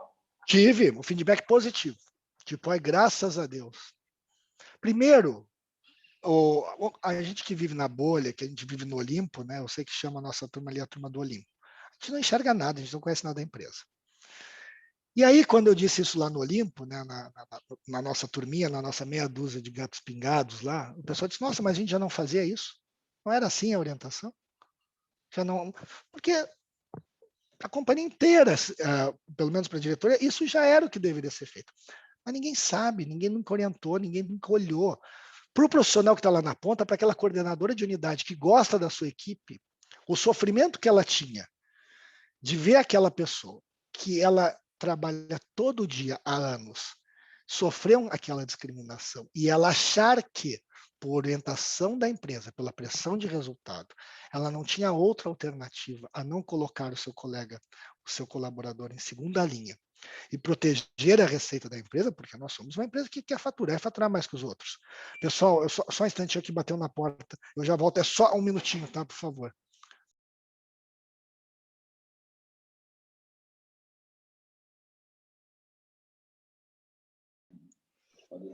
Aproveitando aqui a janela aqui, o Rodrigo fez um comentário interessante, né? Ele comentou nessa linha que ele estava falando, ele falou assim, que exatamente o caso da Vale 3, né? Falando contigo, José, exatamente o caso da Vale 3, considerar a questão da Vale sem deixar de lado, sem pesar direitinho a questão dos demais aspectos, só porque vai subir o preço da ação, né? Assim, gente, Marcelo, assim, assim, essa oportunidade para mim está sendo, da mesma maneira que você fez ontem de manhã, que você faz no mercado de capitais, é uma oportunidade assim, que eu não achei que eu ia ter no curto prazo no FNP, de esclarecer as coisas, né, do porquê. Né? Eu não sou um cara didático como você e como o Fábio, eu não sou. Então, assim, eu não estava conseguindo passar para as pessoas o que é a importância da governança. As pessoas estão olhando o tempo inteiro para a ESG.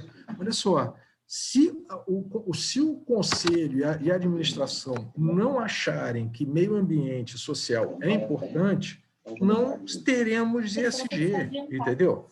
Então, vocês estão vendo aí o que é. E outra coisa, a próxima vez que vocês pensarem em comprar DASA, comprem DASA não porque a DASA dá dinheiro, mas sim porque essa força de mudança, entendeu? E procurem empresas no mercado que estejam se alinhando com preceitos éticos, como cultura, entendeu? Porque muitas, como o Fábio já falou, eu não posso dar, assim, eu não compro, Fábio, determinados papéis.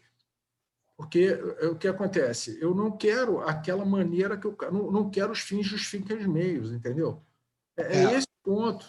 Eu acho assim, todo mundo vai errar o tempo todo, mas pelo menos se você errar no lugar correto, né? Você errar com o valor correto, menos mal.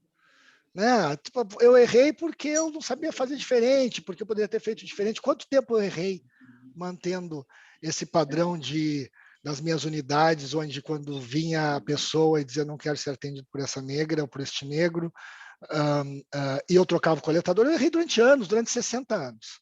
Eu vou cometer outros erros, e vou continuar cometendo outros erros, mas pelo menos a gente está tentando acertar e tentando mudar o padrão de mercado. Então a gente tem um certo orgulho, né, disso, enfim.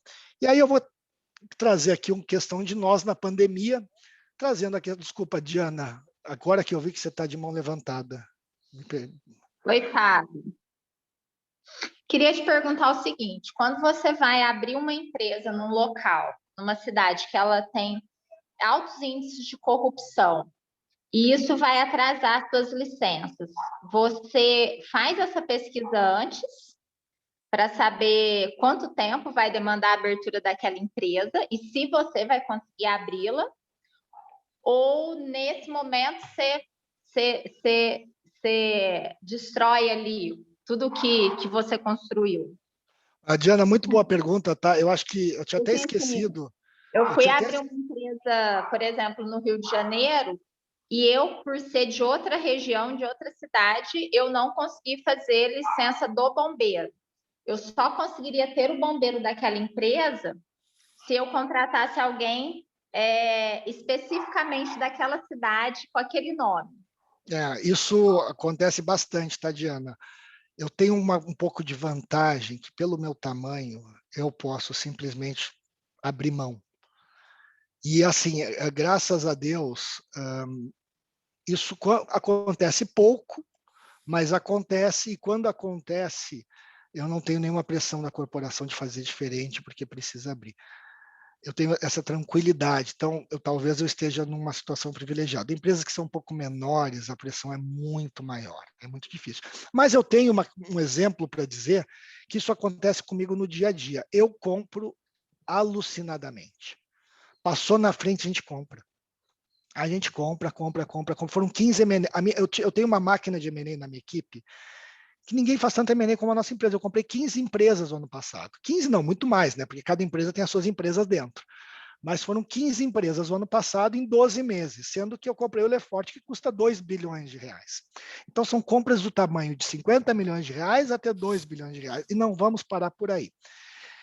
Para eu ter essa máquina de compras, obviamente, o meu processo de due diligence, ele também tem que ser focado em alguns pontos específicos. Senão, foi isso que aconteceu. Eu entrei na empresa, a gente levava 8 meses para comprar. Eu fui chamado, olha, Fábio, a gente precisa comprar rápido. Eu criei um modelo que a gente compra em 40 dias, 30 dias, 60 dias.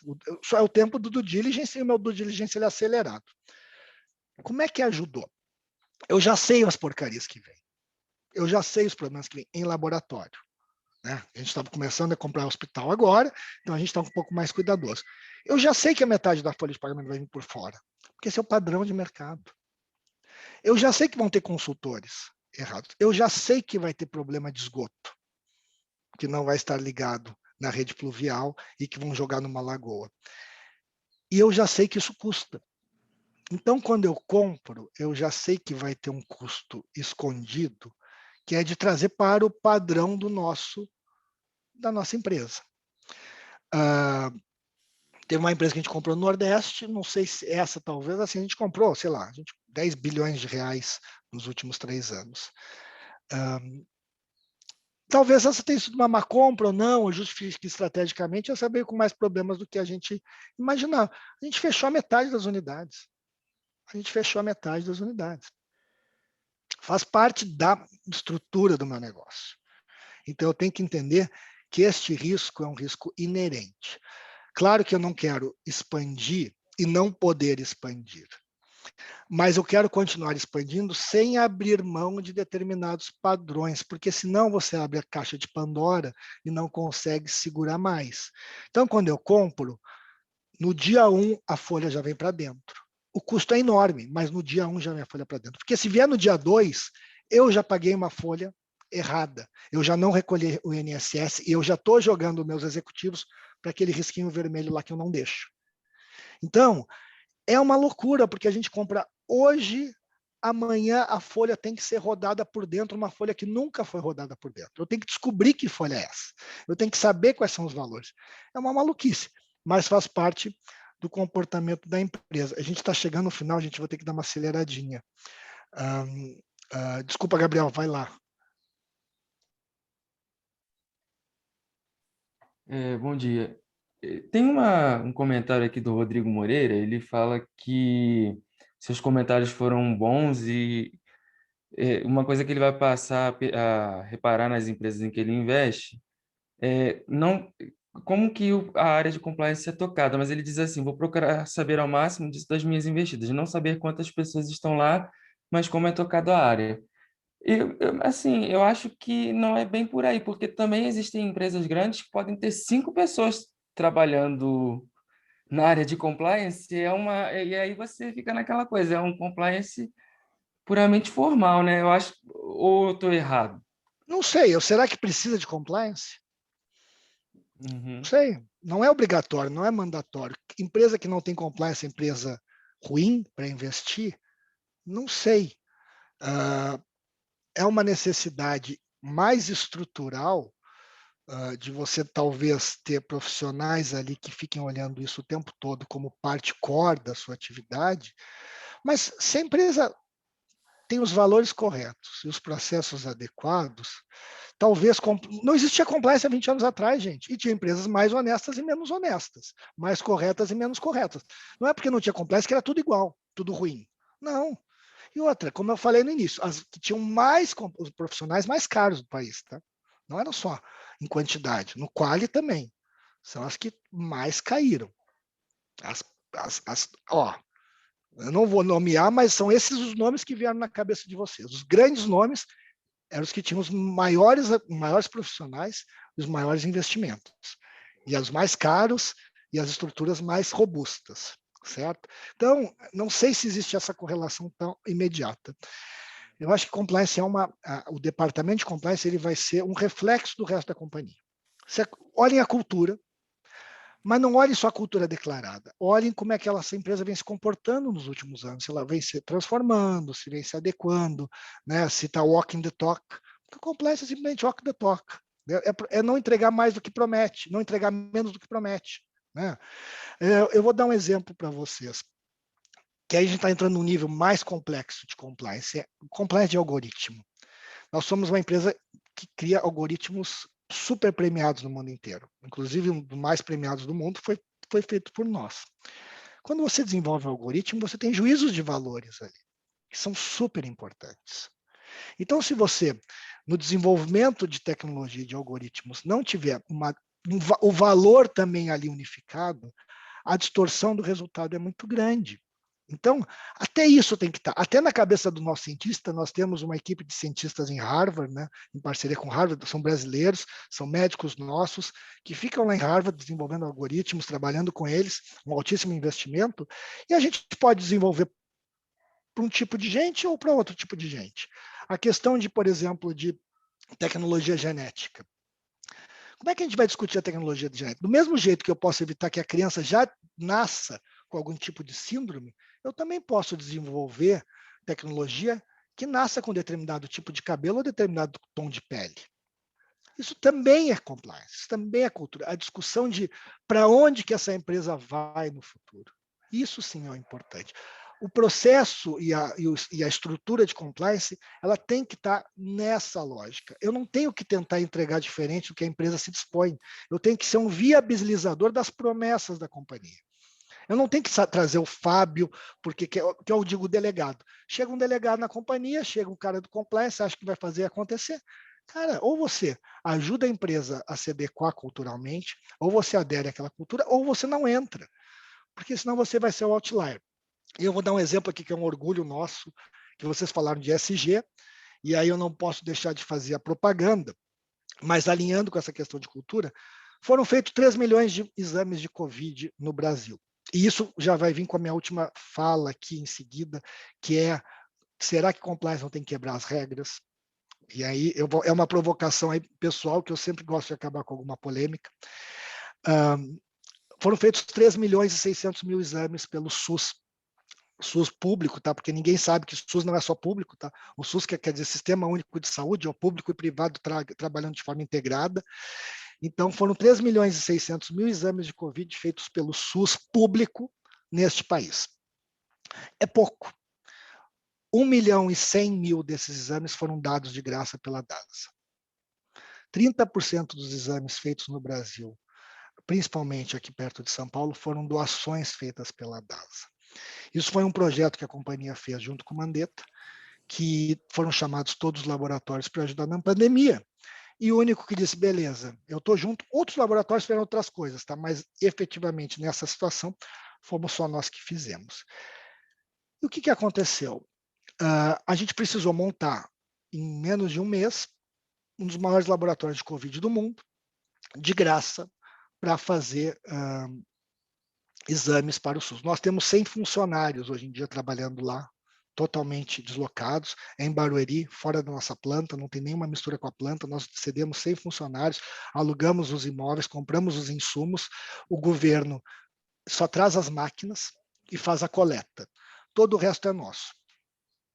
Por que eu trouxe isso com compliance? Porque, infelizmente, a gente teve que fazer isso sem ter contrato, trazendo risco criminal para os nossos executivos. E eu tive que bater no peito e dizer, quer saber? Nós vamos correr o risco de alguns meses estar, sim, numa situação de desconformidade com a legislação. E todos nós executivos aqui vamos ter que assumir que é nossa responsabilidade não estar de acordo com a legislação. É nossa responsabilidade não estar de acordo e começar a prestar um serviço para a população, mesmo sem ter um contrato assinado, mesmo sem ter o contrato de comodato ter saído da Fiocruz, mesmo aquela máquina ter chegado lá, ou pior, eu botar a minha máquina dentro desse lugar e começar a fazer exame com a minha máquina, quando a gente deveria estar fazendo com a máquina do governo. E aí, seria a minha última provocação. Será que compliance é cumprir a regra? Sim. Integridade é cumprir a regra? Não sei. Se eu tivesse cumprido a regra, nós não teríamos feito 1 milhão de exames de graça para o SUS. porque a estrutura burocrática não teria permitido.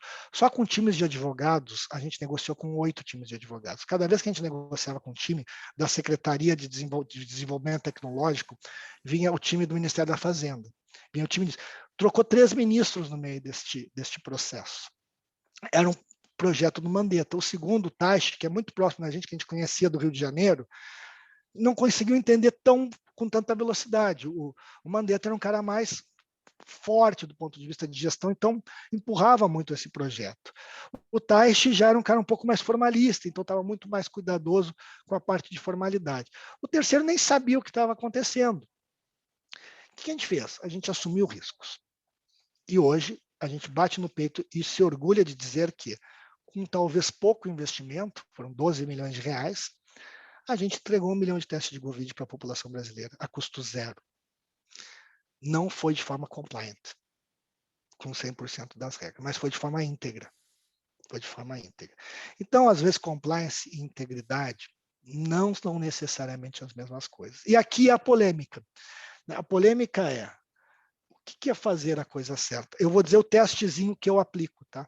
Porque se cada um for determinar o que é íntegro, o que é fazer a coisa certa, conforme a sua individualidade, nós vamos para o caos. Porque cada um justifica o quebrar a regra o tempo todo. Tem um testezinho, acho que foi feito por Stanford, que era assim. Você está do lado de lá, você está numa sala, eu estou numa sala. Eu tenho um joguinho de dados na mão. Se eu jogar o dado em cima, a pessoa que eu estou jogando dados, ninguém vê, tá? Cada vez que eu jogar esse dado, é autodeclarado, e tirar o número 10, eu ganhava um pontinho, certo? Todo mundo mentiu um pouquinho. 100% dos profissionais, das pessoas mentiram um pouquinho. Tiveram 10 números 10 e falaram que teve 12. Quando fizeram o mesmo teste com um grupo enorme de pessoas, disse, cada vez que você jogar o dado e tirar o número 10 e você vai ganhar R$1 para doação, duplicou a mentira. Então o ser humano sempre justifica alguma razão para fazer a coisa errada. Continuou fazendo a coisa errada, mas ele se auto-justificou. Então a gente tem que cuidar para que quando a gente achar que está na hora de quebrar a regra, porque é o melhor, olhar para onde que é o melhor. Então, assim, vou dar um exemplo. Quando a gente estava trazendo máscaras da China, a legislação brasileira só permitia trazer equipamentos de EPI que estivessem registrados com a empresa registrada na Anvisa, mas essas empresas nunca quiseram vender para o mercado brasileiro, então não tinha o registro na Anvisa, o registro na Anvisa levava 60 dias. O couro estava comendo na pandemia. O que a gente fez? Manda trazer. Eu vou ter que me virar, porque o bem para a companhia e o bem para a sociedade é trazer essas máquinas respiradores. Eu sei que eles são de alta qualidade, porque eles vendem para o mercado americano. Eles só nunca quiseram vender para o nosso mercado, não tem registro na Anvisa. Então, errado está a exigência do registro da Anvisa. Não está eu trazer a máscara. Não está eu trazer a máscara. Então, eu fui lá, foi mais uma coisa que o compliance e o jurídico falou, traz essas máscaras, bota no avião, fretamos o avião, tivemos que vir via África para não passar nos Estados Unidos, porque os Estados Unidos estavam arrestando todo tipo de equipamento que tinha médico naquela época. Foi uma loucura a questão da pandemia. E aí nós trouxemos as máquinas, bateu no porto, eu já manda desembarcar, e aí Polícia Federal querendo prender, não pode, mandado de segurança. Antigamente, eu jamais diria para os nossos executivos, corra o risco, traga esses equipamentos, mesmo a regra da Anvisa estando errada, porque eu vou ter que me virar. Que eu vou dar um jeito com vocês. Menos de 2 semanas depois, como eu sou Helgov também, eu estava já com o pessoal dos hospitais lá em Brasília, a gente conseguiu mudar a regra. A Anvisa agora aprova em até 72 horas qualquer importação de equipamento médico não aprovado, não registrado no país, desde que seja para fins da pandemia. Mas quando eu trouxe, não tinha essa regra. Eu trouxe sem a regra, eu trouxe contra a regra. E tive que me virar. Por isso que às vezes é importante, compliance, tem gente que defende a independência, que tem vantagens, e tem pessoas como eu que acham que o compliance muito afastado do negócio, ele acaba não tendo algumas atuações que poderia ter. Eu tomei essa decisão. No meu coração, eu acho que eu fiz a coisa certa, de ter quebrado a regra. Né? Da mesma forma que no meu coração, eu acho que eu fiz a coisa certa de ter dito para o pessoal, vira a chave, começa a entregar exame, mesmo sem estar dentro do sistema, mesmo sem isso, mesmo está tudo irregular, depois vamos ver se a gente conserta, e se a gente não consertar, vamos pagar o preço por tentar fazer a coisa certa, porque fazer a coisa certa custa caro, tá? Tem um preço também. Tem um preço. Mas é uma escolha. Então, quando eu me defronto com essas situações, que não são diárias, mas que são frequentes, a primeira coisa que eu pergunto, é só bom para a minha companhia? Se é só bom para... Se eu estou fazendo isso só porque é bom para o meu resultado, para a companhia, então não faça porque está errado. Porque essa é a justificativa que todos os outros fazem. Eu preciso vender. E aí você vai para o dark side. Agora, se é bom para a sociedade, se é bom para o meu paciente, se é bom para a companhia, é sinal que a regra está desatualizada, está errada. Então, eu tenho que ser um agente de transformação do status quo. Porque as regras ficam desatualizadas, a tecnologia mudou, e as regras não. Essa regra da Anvisa é da época que não tinha tecnologia, que as empresas, tipo a Anvisa e o FDA, não se conversavam. Entendeu? Que a Anvisa não sabia o que ia acontecer no FDA. A agência da China é excelente, a Anvisa da China é muito boa. É das melhores do mundo, das 3, 4 melhores do mundo. Então, assim, é uma regra antiga, e você identificar que é regra antiga, então mude o status quo. Tenha coragem de provocar e mudar o status quo, mas faça um testezinho antes. Se é só bom para a minha empresa, você está indo para o lado errado. Se é bom para a sociedade, bom para os seus pacientes, para os seus clientes, e o bom não é porque eu estou vendendo para ele, é bom porque é bom mesmo, vai fazer um bem social superior ao eu não fazer aquilo. O eu não fazer aquilo tem um custo mais caro para a sociedade que eu fizer. Então, é isso, eu queria simplesmente trazer, eu fiz até um artigo que foi publicado numa revista internacional em Cambridge, que foi super comentado exatamente por isso, que é quebre as regras. O compliance precisa quebrar regras. Precisa quebrar regras. Porque as regras, às vezes, não são íntegras. As regras, às vezes, não são corretas. Elas são de outro momento. Então, essa é uma visão pessoal, polêmica, inclusive polêmica quando eu falo em grupos de compliances, mas eu gostaria de simplesmente acabar um pouquinho a conversa. E o Henrico falou aqui, eu acho que o Henrico quer fazer um comentário. Não sei. Eu só perguntei se o artigo é público. O artigo é público, eu posso se é público, dispor depois. Você pode dividir. Posso, uma página e meia, tá? Não Obrigado. É nem chato, é super simples. E é basicamente a minha experiência que eu tive mais radical de quebra de regras atuando como jurídico, foi nessa, então eu utilizei, que foi, por exemplo, da telemedicina. Telemedicina é tipo da coisa, ela não é regular ainda, mas é um bem público. A regra ainda não permite direito que a gente faça telemedicina. A gente conseguiu permitir durante a pandemia. Então, a gente conseguiu mudar a regra, né? Foi um pleito que foi feito, que a gente fez em Brasília. Né? Brasília funcionou muito bem durante a pandemia. Eles fizeram essa comissão externa para a Covid. Então, tudo que é para a Covid tramitou muito rápido. Nem tudo tramita rápido, nem tudo é adequado em Brasília. Por um acaso, essa comissão funcionou muito bem lá, presidida pelo deputado Luizinho. Então, a gente levava os pleitos muito rápido e eles aprovavam muito rápido, mas a gente não tinha tempo, às vezes. Então, a gente começou... Os nossos pacientes estavam em casa. A gente não queria que eles fossem nos hospitais.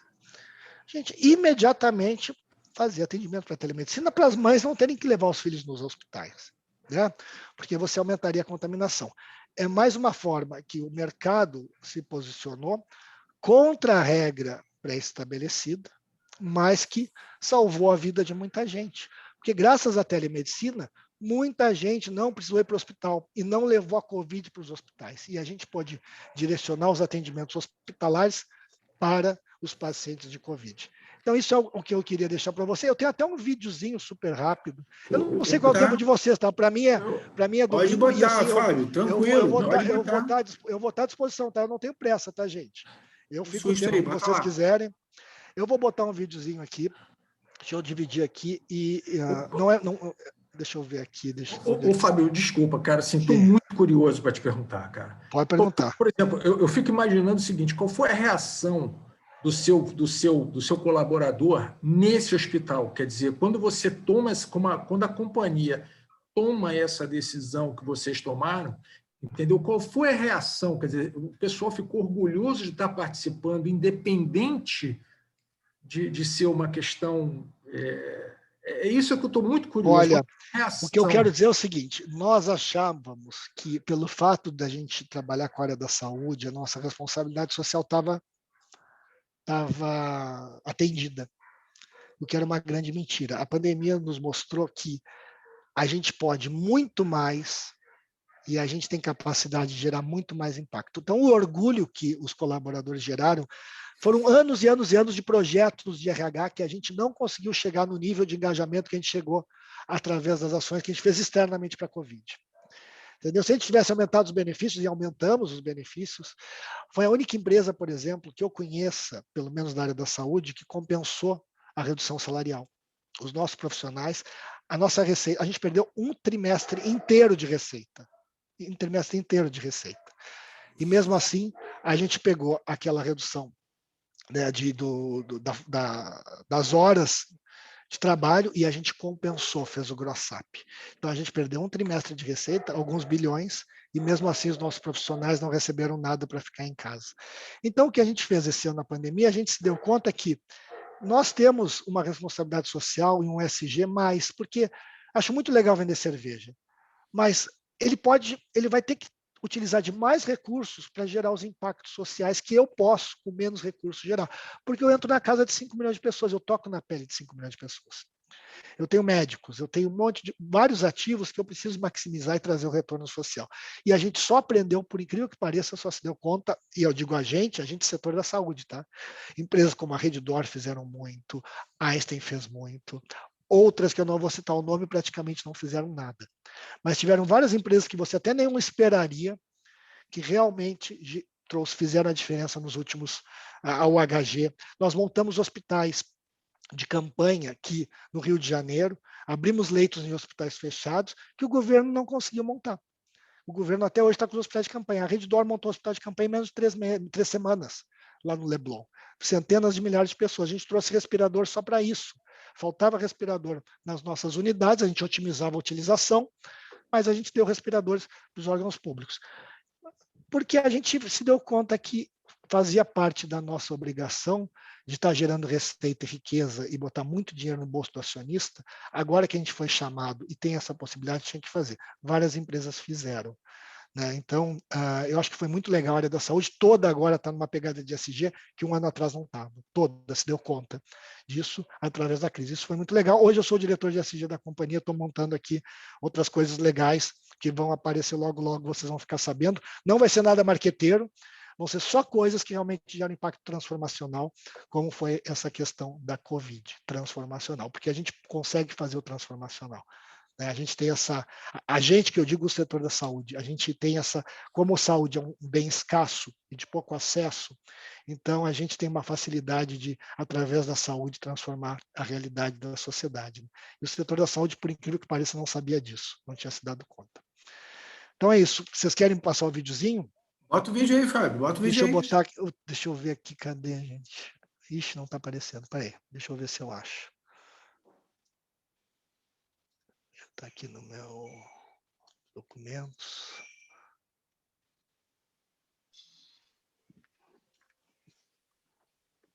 Deixa eu abrir aqui primeiro, aí eu divido a tela. Beleza.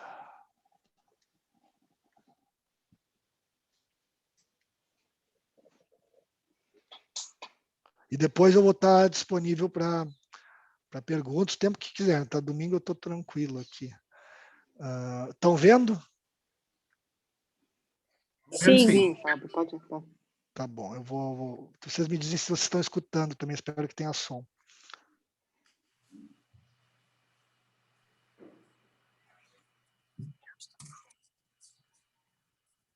Eu não escuto, tá? Não sei Não se está escutando? Não, sem som. Mas está aparecendo porque a legenda. assim, Fábio, eu acho que se ele mutar o microfone dele, eu acho que o som sai. Tem alguma coisa assim. Não sai? Eu acho que tem uma configuração, Fábio, gente. deixa eu dar uma sugestão, gente. Assim.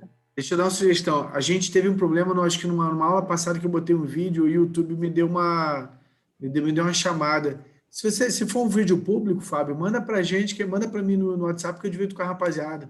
É público, é público. É sobre... Perfeito. Deixa eu tirar aqui. É basicamente sobre isso, né? Que não são os normais que estão no mundo. Ele só é transformado pelos anormais, são aqueles outliers da sociedade, aqueles que são muitas vezes os desprezados, são os grandes transformadores. Eu acho que na nossa nossa realidade do dia a dia, se a gente tiver um pouco essa pegada, se a gente fizer um pouquinho diferente, a gente vai também transformar o mundo. Se vocês pensarem bem, Steve Jobs, Bill Gates, eles não fizeram nem faculdade. Eles eram o outlier do outlier. Eles eram o geekzinho, né, que as meninas não gostavam, eles não jogavam esportes, eles foram trabalhar numa garagem da casa dos pais. Imagina aqui, nós sem faculdade, trabalhando numa garagem. Né? E eles mudaram o mundo.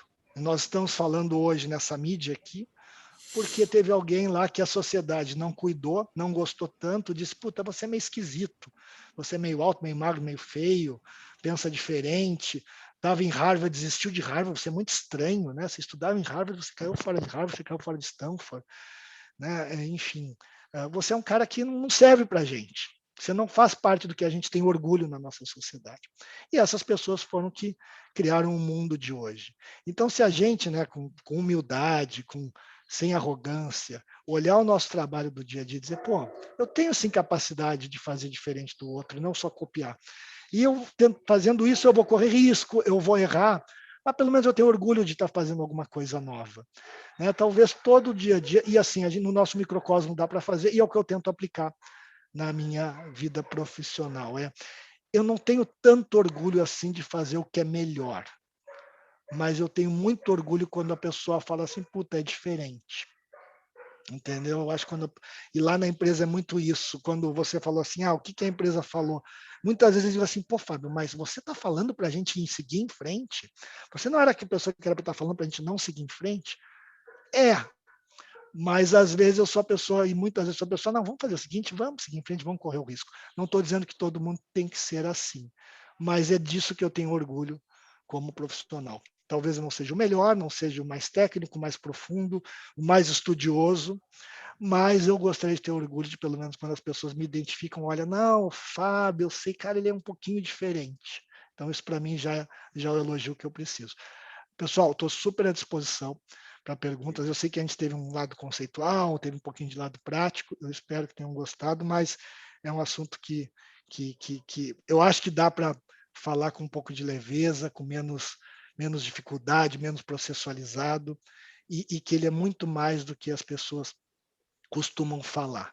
É muito menos pilar, é muito menos o controle aqui, o controle ali, que são importantes, mas é muito mais lógica, muito mais filosofia, muito mais valores do que as pessoas imaginam. E, pessoal, estou à disposição aqui e o tempo que vocês quiserem, se tiver alguma dúvida.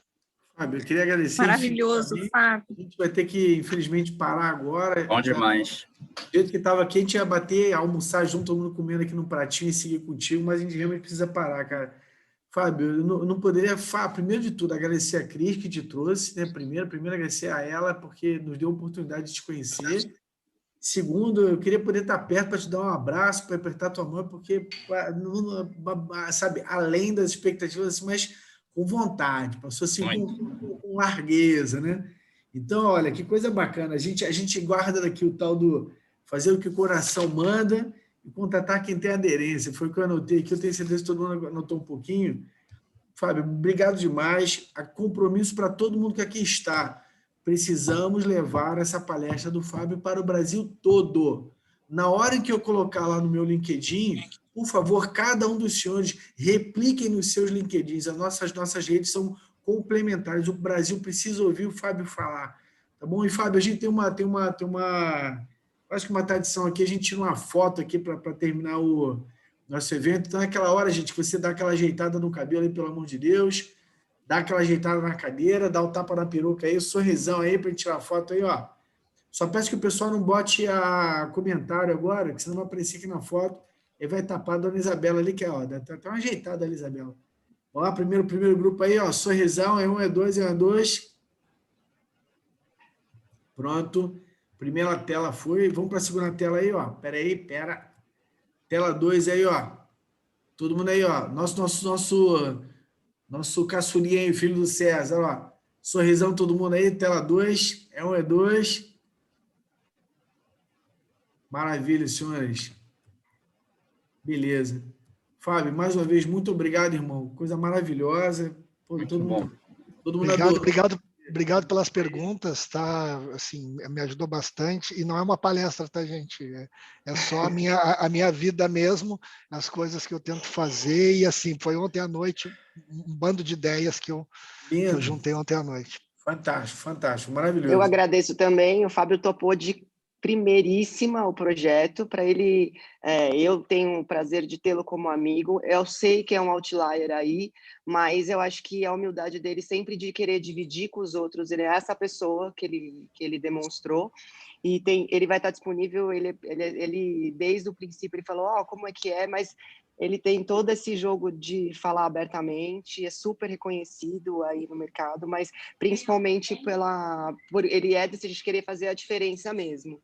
Então, ele nem conhecia o grupo, ele ficou sabendo agora que a gente está com esse projeto, e tenho certeza que ele tem muito a dividir quando a gente colocar isso daí. Ele trouxe só um pinguinho da vasta experiência que ele tem. Nem que eu não quisesse, tá? A Cris pedindo, eu não teria como dizer não. Não tem opção, não. A Cris não pede, a Cris orienta a senhora, ela informa. Ela só me disse, ela só me passou o dia e a hora. Perfeitamente. A gente conhece a Cris, a gente sabe como é que é a pegada dela. Queridos, bacaninho que o Fábio comentou, se cada um fizer um pouquinho, a gente muda o país. Esse é o Finanças na Prática, tá? Ter oportunidade de ter o diretor da DAS aqui com a gente, com essa experiência.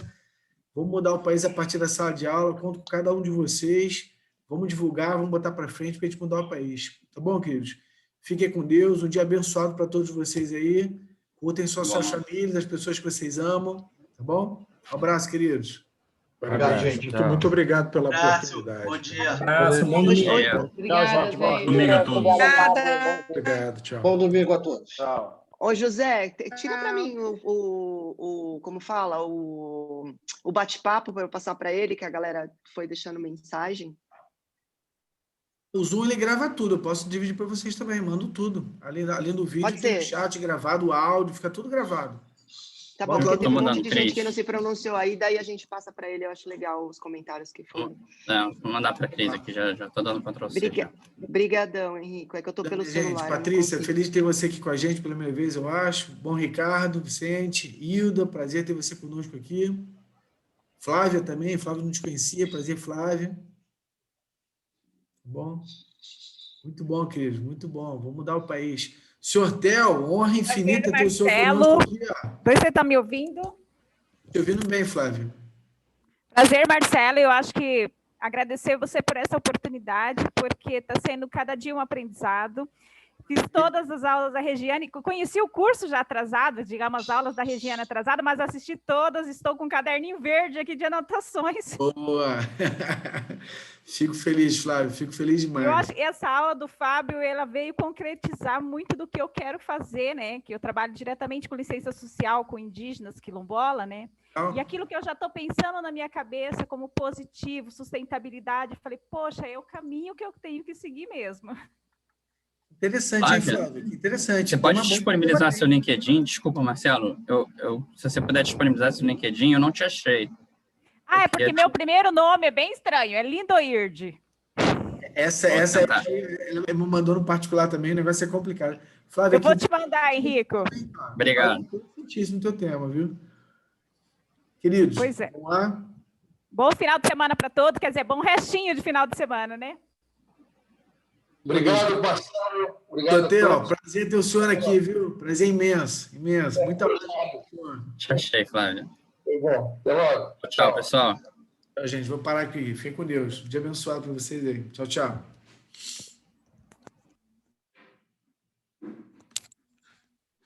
Tchau, Flavinho.